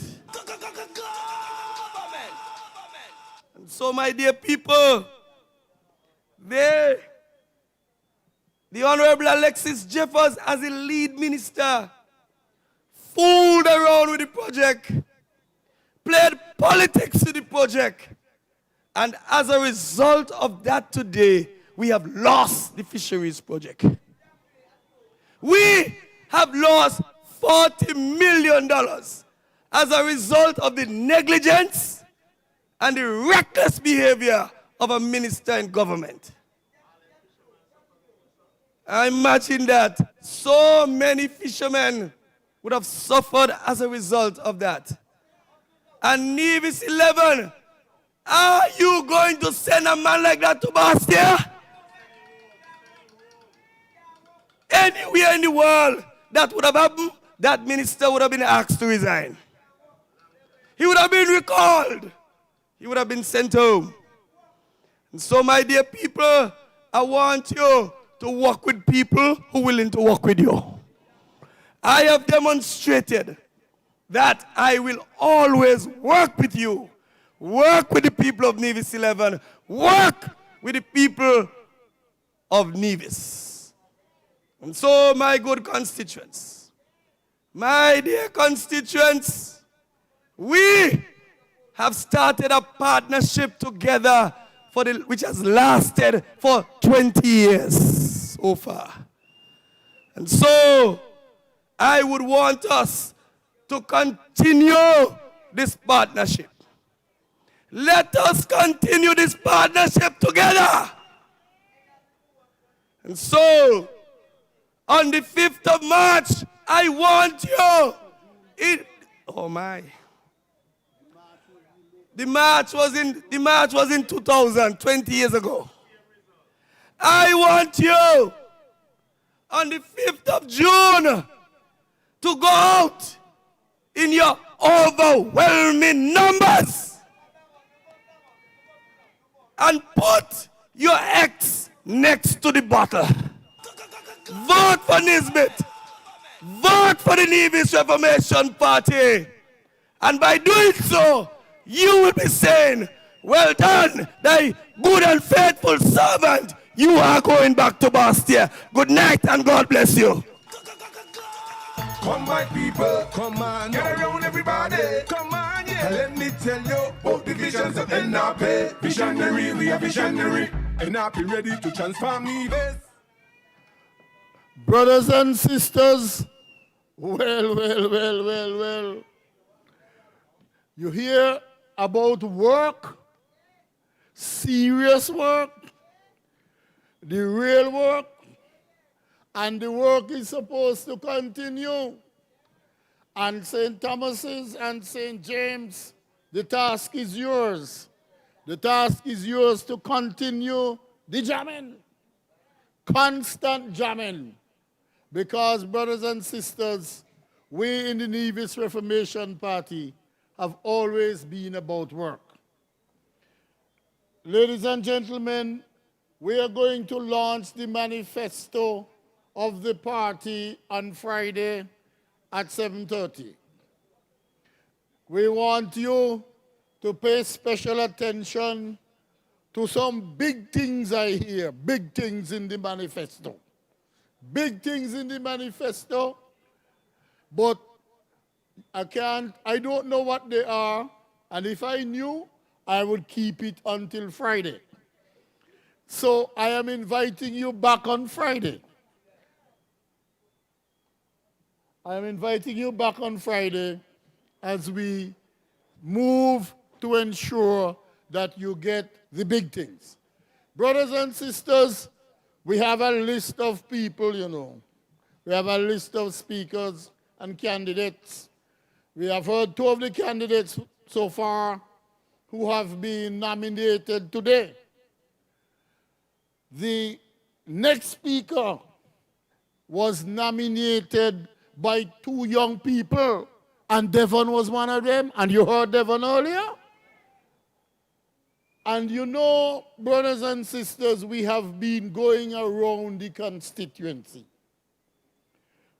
For over a year now, Dr. Daily and I, Kelvin and I have been going around the constituency. He's a strange fellow. On the day of his birthday, he said, hey, go home, go eat lunch. He called me to say he's going to give other people lunch. So he's going to provide 60 people lunch in St. Thomas, in St. John's and St. Paul's. You see what I'm trying to tell you? He started to serve first.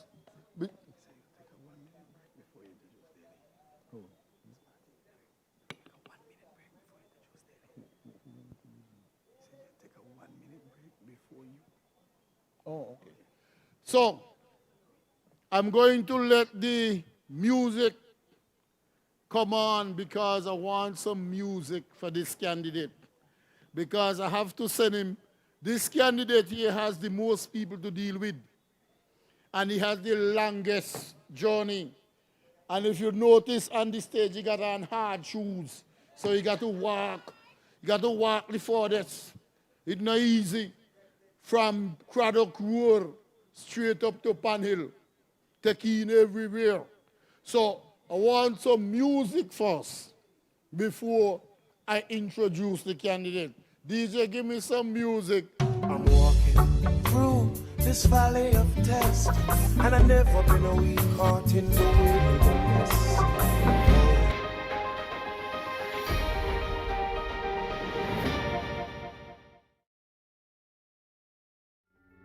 As youth, we cry out.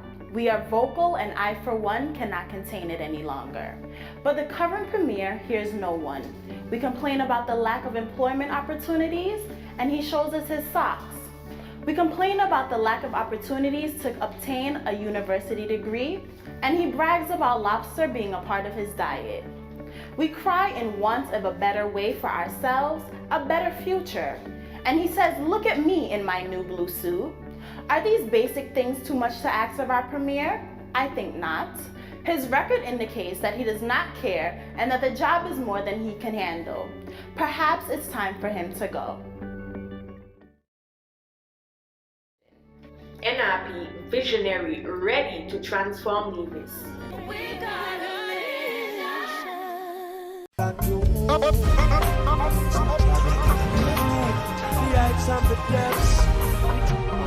Brothers and sisters, I am going to bring to speak to you Kelvin Daily. He is the candidate nominated today. The process began today. Let's hear it for him. Brothers and sisters, we are sending him to Bastille because he has a competitive and a comparative advantage when it comes to matters of education. You agree with me? He has that advantage when it comes to agriculture and livestock production. You agree with me? Do you want to ensure food security in a post-COVID environment? Well, vote for Dr. Daily.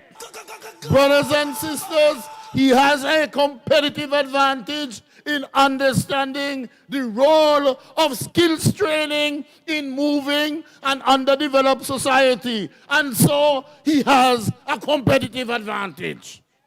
In addition to that, he understands the role of science and technology in moving a society forward. And so we are going to send him down there so that he can deal with those matters. When you hear the World Bank, the UNESCO, and the UNICEF say to you, the way to save this generation of young people is to have what they call a STEM program in the schools. Science, technology, engineering, and mathematics. We're sending him to St. Kitts to bring that program to Nevis. Are you with me? We're sending him to St. Kitts for that. We're sending him to St. Kitts to put a branch of the CFB that he used to run in Nevis. We're sending him down there for that. Brothers and sisters, he and I were in school together at Charlestown Secondary School in the 70s. The 5 years we were there together. While he was in science, I was in language. So at this school, they say, if you do chemistry, you can't learn Spanish. Or you never hear such badness yet. I hear it's still going on. Anyway, I did the languages, he did the sciences. And so we have been going around in St. John's together. And you know something, brothers and sisters? He calls me and says, look, COVID is on. Let's get the people to fill the farm so they get the money from Social Security. Organize some tent, bam, bam, bam, and it's done. We get 350 people file applications out of government. We're supposed to be in the government. Huh? You understand what we're doing, supporters of the party, to help people out of in opposition? We do that. Then he comes, and then I said to him, boy, we got to help these people with finding some care packages. Let's see if we find some money to put a little food on people's table with this tight COVID environment. So we have gone through the country, through the constituency 4 times. Put your hands together for that, Kelvin. Yes. Look here, folks. We in the Nevis Reformation Party say, look, we have candidates who we are certain have the interest of the people at heart. We don't bring them up here unless they pass the test, you know. We don't bring them up here unless they pass the test, because you have to follow the traditions of the founders of the party. This is the 50th anniversary of the party, come October. And we are saying to you, we want Kelvin to be in the federal parliament because I say he has a competitive and a comparative advantage in the things in education, in agriculture, in science and technology. What more do you want from a steel man? What more do you want from a man to go to the parliament? You know something, brothers and sisters? The evidence shows. The last time we sent him to St. Kitts, he carried a lot of people down there with him. He was at the CFB. He carried teachers down there, people for the faculty, and he brought an additional 50 students down there with him. So what do you think will happen if we send him down St. Kitts? Huh? Bigger and better things. Let me hear you say it. Bigger and better things. DJ, help us now. Bigger and better things. Bigger and better things. So, ladies and gentlemen, join me in giving a rousing welcome to Kelvin. I'm walking through this valley of test, and I've never been a week caught in the wilderness. And power, dark preserves I, guiding in all I do. NRP people, how you feeling? How you feeling? Good night to all those who have joined us here at the party headquarters for another virtual meeting. I just came off a Zoom meeting, a 2-hour Zoom meeting with the Real Talk Corner in Florida. Ira Willett, Reese Tross, and of course, Mr. Powell, Alan Powell, was also a facilitator. And I thank them profusely for the questions and, of course, for the answers. Today, as you would have heard, I became the candidate for Nevis 9. It is a wonderful feeling. It is a great feeling. I've never felt so alive. I haven't even eaten since this afternoon. And I feel I have the world of energy. I'm ready to go to Bastia. I'm telling you, I feel good. I really thought I'd be tired and worn out, because right after the nomination today, I would have gone home, sat and savored the moment of writing my signature to say, yes, I am a candidate. It's a long life dream I had to represent the people of Nevis in elective politics. I never thought it would come this late in my life, but it's here. And I savor it and I love it. Because what I saw on the ground in our bread and butter tour for the last month, year and a half, are the issues that are affecting Nevisian people, affecting Nevisian households. These are the issues that you will not pick up from any consultancies. You have to be with these people to understand the situation they face. And so I appreciate all those persons who have let us into their homes and into their lives in the last 18 months in St. Paul's and St. John's. Open up their chests to us and said, these are the issues that are bothering us. those listening tours have created in me a different vision, a creative vision, that you must serve these people and serve them well. I'm often asked the question, why you want to go? Why you feel you can make a difference? Why you want to go into Bastille? What do you think you can accomplish? And the simple answer is this: I am a man of action. I do not sit back and wait for things to happen. I make things happen. That is the difference between us on this side and them on that side. We do not wait for the bridge to break down. We fix it. They wait for it to crumble and start to put plaster on it. These are the issues that we are facing in this country: housing, education, healthcare, opportunities for business management and development. Those are the issues that are keeping families up at night wondering, well, how are we going to get through? How are we going to survive? And I've said to them, don't worry. Help is on the way. Help is on the way. We have long recognized, even before I became a politician, that education opens many doors. A lot of doors. The problem we have faced in the past, many of those doors have remained closed. Too few people are getting ahead, too many are being left behind. It's time to change that. It's time to change that, and change it quickly. We have said that come this election, right after we have won this election, one of the first things in the agenda is setting up a school of excellence for trade, for skills development at Nevis. Our young people must be given opportunities. Not all of us are academically inclined. Not all of us want to go to a four-year university or beyond. Some of us want to be able to develop our aptitude, whether it's in the skills trade, the building trades, the industrial trades, whatever trade.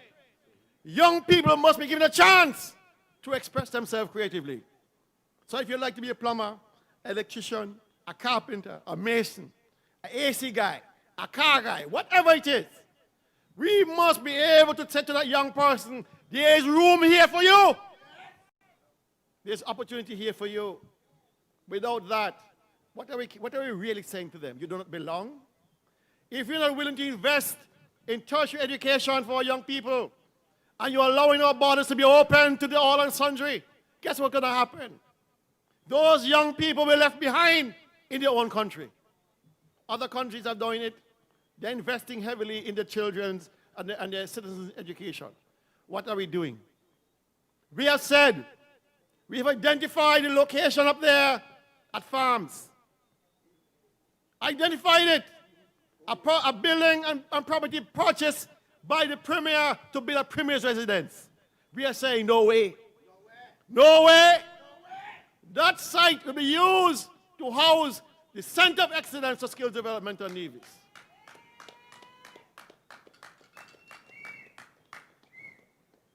We have said, and I came here in St. Thomas's in 2014 with the then Honorable Prime Minister, Dr. Douglas. He invited me to make a presentation right at the community center in Jessops. And I did so. And that presentation had to do with the expansion of CFPC into Nevis. Setting up a branch of the CFPC on Nevis for the benefit of Nevisian students, for the benefit of Nevisian parents, for the benefit of education of our children. Everybody would have benefited. Faculties would have able to move across from one to the next. Students can move from one to the next. Because we are visionary people. We know exactly what to do. I was heartened to learn in one of the planks of the Labour Party now is a fulfillment of the same promise that was made to me in 2014. that the government is intended, the federal government is intended to set up a tertiary level institution on Nevis. A new federal government. So the dream has not died. The dream is still here. The dream is still real. I asked myself, and I asked you last evening, how is it these guys are not seeing what we are seeing? This is a serious question. It's not a question to dismiss. How is it they are not seeing what we are seeing? It's incredible. We spoke about education, the tertiary level training of our children. We talk about the skill development. We talk about academic training. What program have they brought for education? How is it they're not seeing these things? It's not important. Roads are more important. Giving big contracts to the friends are more important. So our children's education are not important. The monkey banquet is more important. So it tells you, if you have a party like the Nevis Reformation Party, who is telling you and promising you that your children will be educated right here in Nevis, then what are you waiting for? What are you waiting for? We have proven it before, and we continue to prove our worth. There's no guesswork here. We have said to you, the work that Mr. Daniel started as the Minister of Health, bringing in the dialysis units, visionary. We intend to continue. And going beyond that, we build on that. We are saying at the Alexandria Hospital, there's no such thing as a CT scan. There's no such thing as an MRI. But many of our young people, and not so young, are being misdiagnosed, mistreated, because the doctors are flying blind. They cannot see within the human body, and so they have to guess, to most instances, what is really occurring, what is really happening. The beauty about diagnostics is that you don't have to have all of the expertise here on Nevis. We can be linked in real time to affiliate hospitals anywhere in the world. Mr. Daniel just tell me he established them already. So it's just a matter of executing. So if you are put in an MRI and you have some sort of trauma to your stomach, to your head, to your chest, and they scan you, that picture can go to Russia, it can go to the UK, it can go to Canada, it can go to America. And real specialists can look at it and say, yes, I see a contusion on your kidney. I see a contusion on your liver. Do this and do that to save lives. But why aren't we doing this? What are they not seeing that we are seeing? How is it that we can see these things clearly and they're not seeing them? It's amazing to me. It's really amazing to me. Is it a matter of commitment? Is it a matter of resources? Are they seeing but not saying? What is it? Maybe they're not seeing at all. Because these things I find to be elementary. Healthcare is elementary. Education is elementary. Agriculture is elementary. These are basic things. When you focus 90% of your effort in building roads instead of building communities, what do you expect to happen? When the road's finished, what then? Your car runs smoothly, yes, but do you have a work? Do you have a job at the end of the road?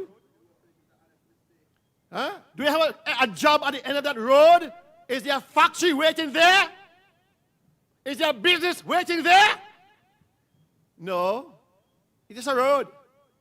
They spent $6.8 million on this new road, surfacing it, from this honest mistake that was made some years back. It still ain't finished yet. But where does it go? What business does it lead to? What development does it lead to? What? Is there a new hotel at the end of this road? At the beginning of this road? In the middle of this road? Is there any industry at the beginning, middle, and end of this road? No. I mean, infrastructure is important. But on a list of priorities of things to do, I will think that developing entrepreneurship, developing our school system, developing our healthcare system would take priority. I mean, I hated the road. It wasn't my best road. But if I would prefer to invest $2 million in a MRI than on this road, because somebody, it could be me, it could be you, it could be our parents, our friends, our family, will need to be diagnosed properly. Where is the prioritizing when we spend money in this country? Where is it? When you see the choices that have been made by this government and how they're spending people's money, it is shocking. Shocking! Where is the priority? How is it you can take up money for a Monday truck, $15 million, uncompleted, but you can't find $2 million for MRI machine? Priorities. Priorities. I'm telling you, it is shocking. And when you have this level of incompetence, it must be called out. When you have people's lives at risk because you have not invested properly in preventative health care, in education, in business development, you are at fault. Your report card is showing fail. Fail. You don't have the opportunity to come and ask for a new mandate. This government here has received mandate after mandate after mandate. When is it the Nevisian public going to hold them to account? These ministers are working for us. And you've heard them, they want the pay. They want the pay. When you decide to send a man to parliament, he is working for you. And you must demand his report card. You can't just say paper over that, look the other way. What has he done? How has he conducted himself? What businesses, what opportunities have he brought during that time, 5 years, collecting salary after salary? Consider this. If this was a private industry, and you were the owner of that business, and you hired a CEO of that business, wouldn't you want a report card? Wouldn't you want to know how successful the business is being managed? You wouldn't want to know? Exactly. So why are we allowing people who we are paying get away with this? I have challenged the minister, and he's refused to have a conversation. He's refused to do it, the public, the people's service. This is not a private venture. This is your resources. How is it he's able to say, I ain't debating daily? How is it he's able to do that and get away with it? How? When you are the ones paying him to deliver on behalf of the country. He should not be allowed to do that. The greatest country on earth, the great United States, they have the debates every time. We are asking for a simple accounting of the people's resources, how it's being spent, how it's being managed, how are you making it better for the regular guy in the street. And you can't get a simple answer. Can't get a simple answer. How is it our teachers and our nurses are complaining that they cannot live on the salary they're getting? You remember in December, and the nurses must understand this.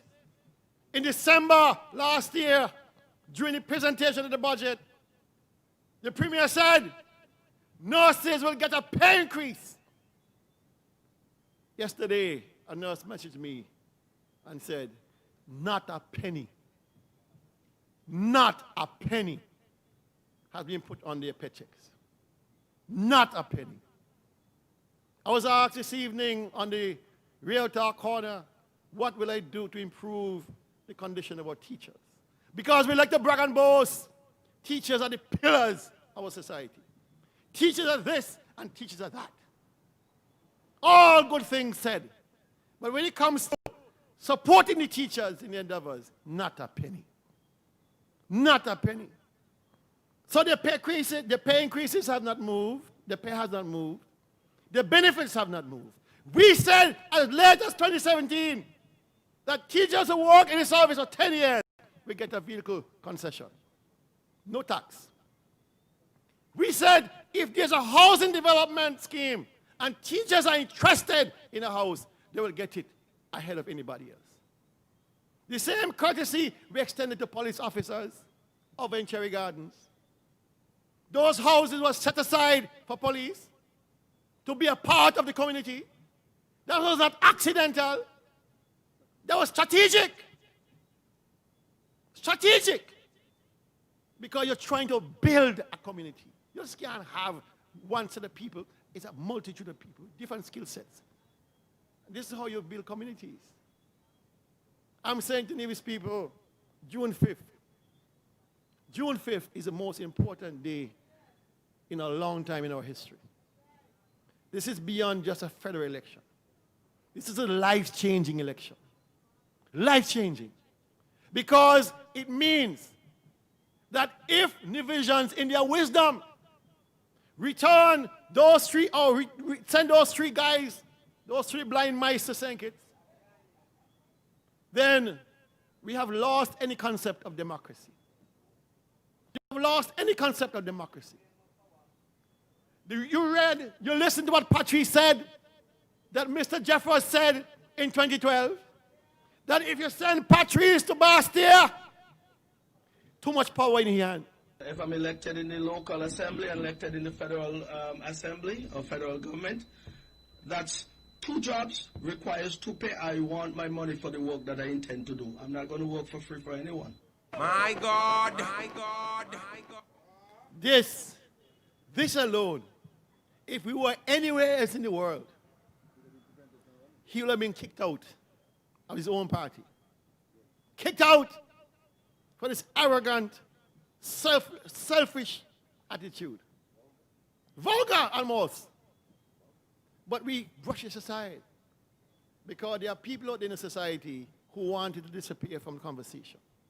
One guy said to me, Dale, you guys talking about this double pay. And we know what Zook said back in 2012. We are aware that he said democracy will be threatened if you have one person in both positions. We know what he said. But do me a favor. Do me a big favor, Daily. Look beyond it. Look beyond it, he said. And if I was a civilized person, the police had got me locked up by now.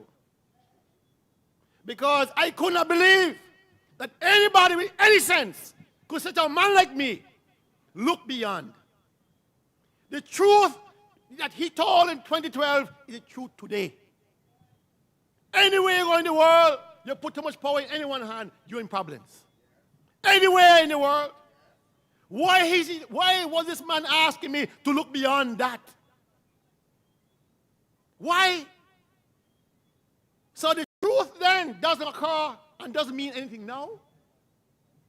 Boy, let me tell you something.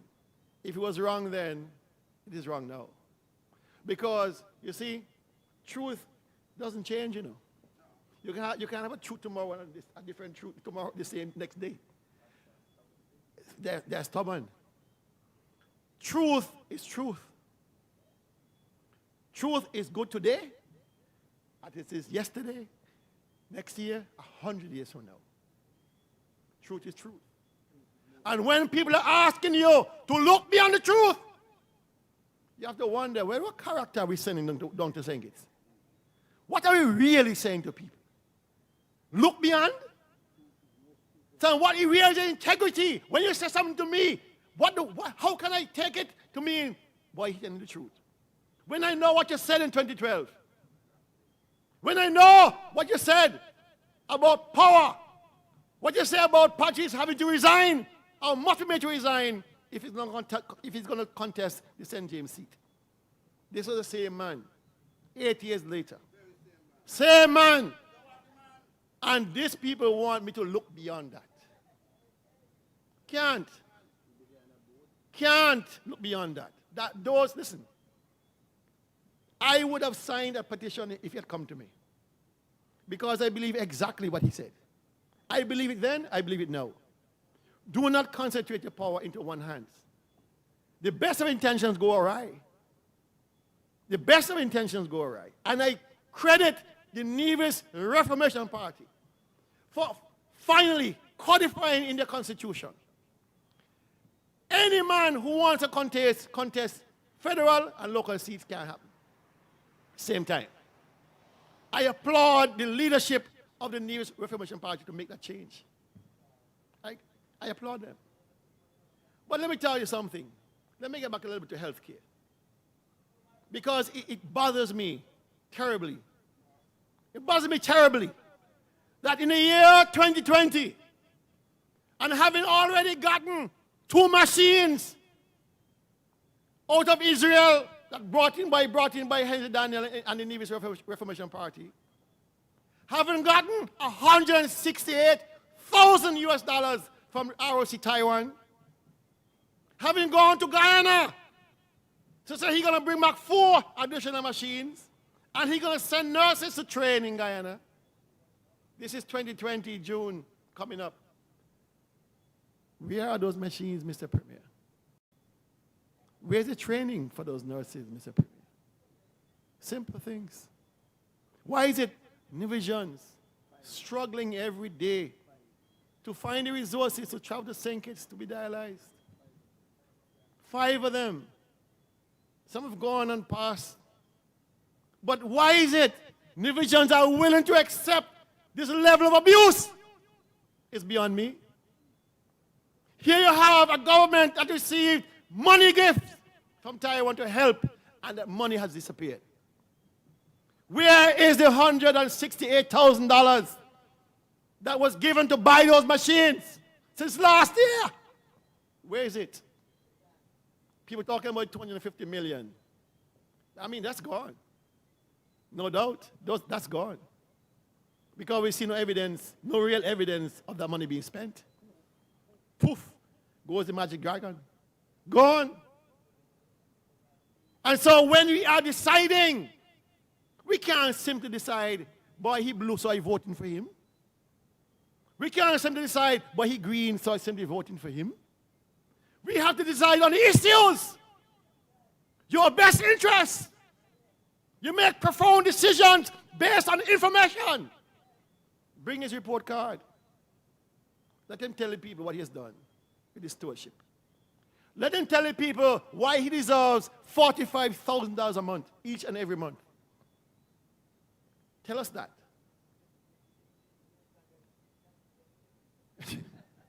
If you cannot account for your stewardship, you have no right. No right. No right. No right. Seeking a second mandate or a third or fourth. You should be ashamed. If I was him, I would withdraw. I would have withdrawn. Because it tells me you're not up to speed. It tells me you lack the acumen, the skill sets to deliver. We all know the verbosity. We all know the talk. The actions are what speaks. The lack of action is what speaks. And there's none. You know, I admire people who can sell ice to Eskimos in the middle of winter. I admire them. They have the gift of gab. They can talk and talk and talk about what they can do. Ask them to bring what they did. And they can't do it. 25 hotels promised. Where are they? We have the Candy Resort out there in Bibush. What else? What else do we have? Geothermal? Can't be found. Can't be found. Where is the development on Nevis? Nowhere to be found. Where are the wells? The 3 wells he promised of water back in May of 2017. Where are those wells? We are now in a water crisis again. Last night I went home after a long day, turned on the faucet, and all of you, here. This morning I got up, said I'm going to bathe early just in case the water goes off. Too late, water gone again. You understand? So I've now resorted to filling buckets. I'm in 2020 and filling buckets in Nevis. When the Premier said in 2017, I'm going to build 3 new wells. Not one. Those persons in New York, I'm certain you can go into your bathrooms and want to take a shower. Half of Nevis don't have no water, and we're just into the dry spell. So you can imagine, come July, what can happen to us. Because there was no planning, no evidence of anybody being serious about making people's lives comfortable in this country. The culture is gone, of course. Right? And so we are left here. We are left to wonder, where is this country heading? We have already realized that we are now just a town in Bastia, a little village in Bastia. Nevis has become subsumed into Bastia because the men responsible have not done anything to change it. Development in St. Kitts means development in Nevis. Imagine that. Imagine that. So I'm saying to you people, I'm saying to you, as I wind down, it is important people make wise choices. Make wise choices. You need to decide whether this government has made your lives better or has made it worse. You have to decide that they have made the experiences of your children in school better or they made it worse. You have to decide whether persons who work in the hotel industry, their lives are being more secure or less secure.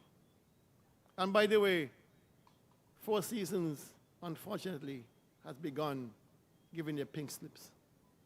Persons have been sent home already.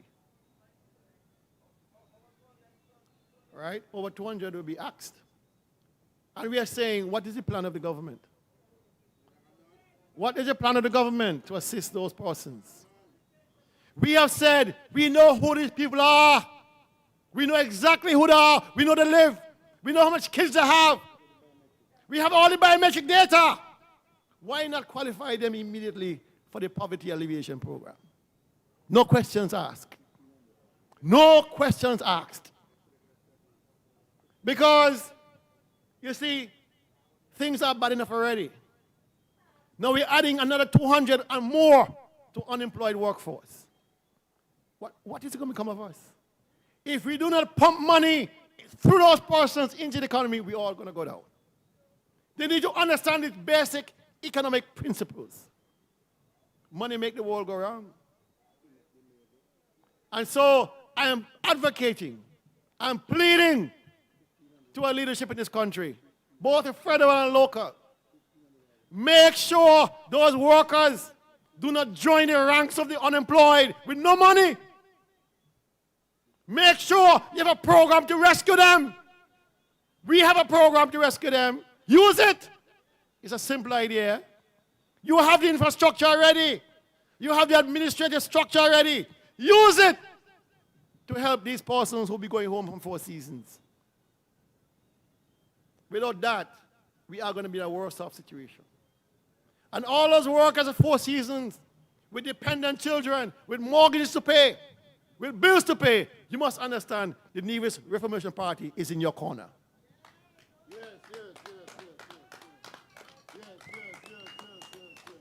We have a stake in this because it was we who brought the Four Seasons to Nevis. Not in sense. So it's important to us that we maintain that relationship with the workers. Because I tell you something, these are just not statistics. These are people. These are Nevisians and Nevisian residents. And they deserve to be treated properly. Four Seasons contribute so much to the economy of Nevis through the hard work of the workers. And they deserve to be recognized and treated properly. And we respect for the work they do to keep that plant down there the best anywhere in the Caribbean.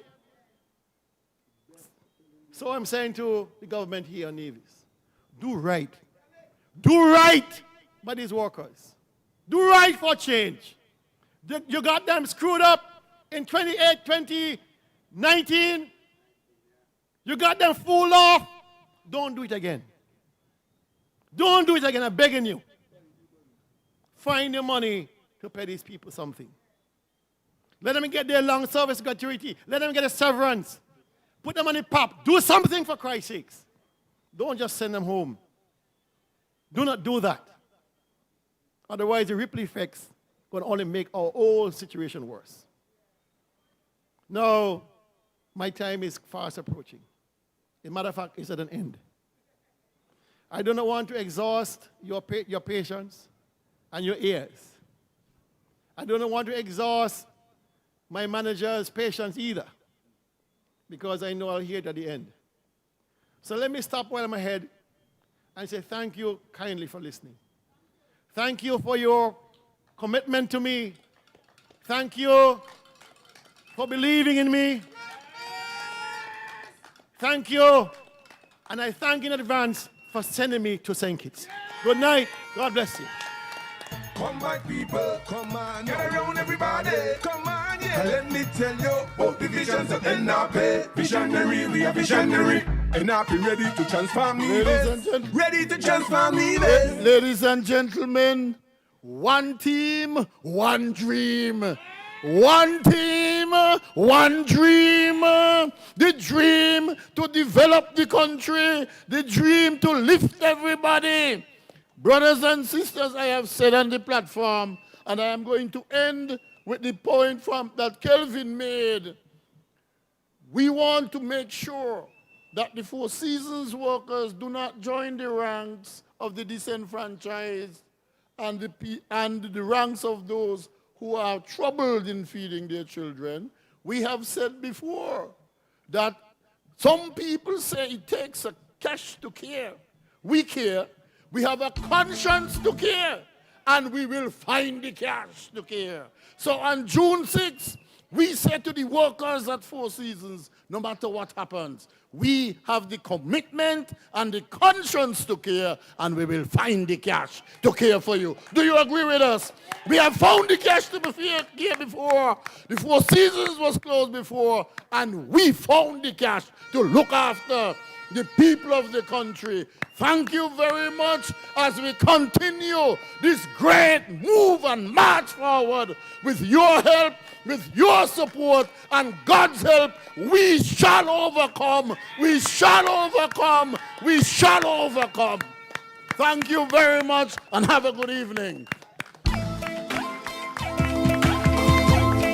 Let me start that one here. Like how Martin Luther King would have started. Everybody, come on, yeah. Let me tell you about the visions of NRP. Visionary, we are visionary. NRP ready to transform me, this. Ready to transform me, this.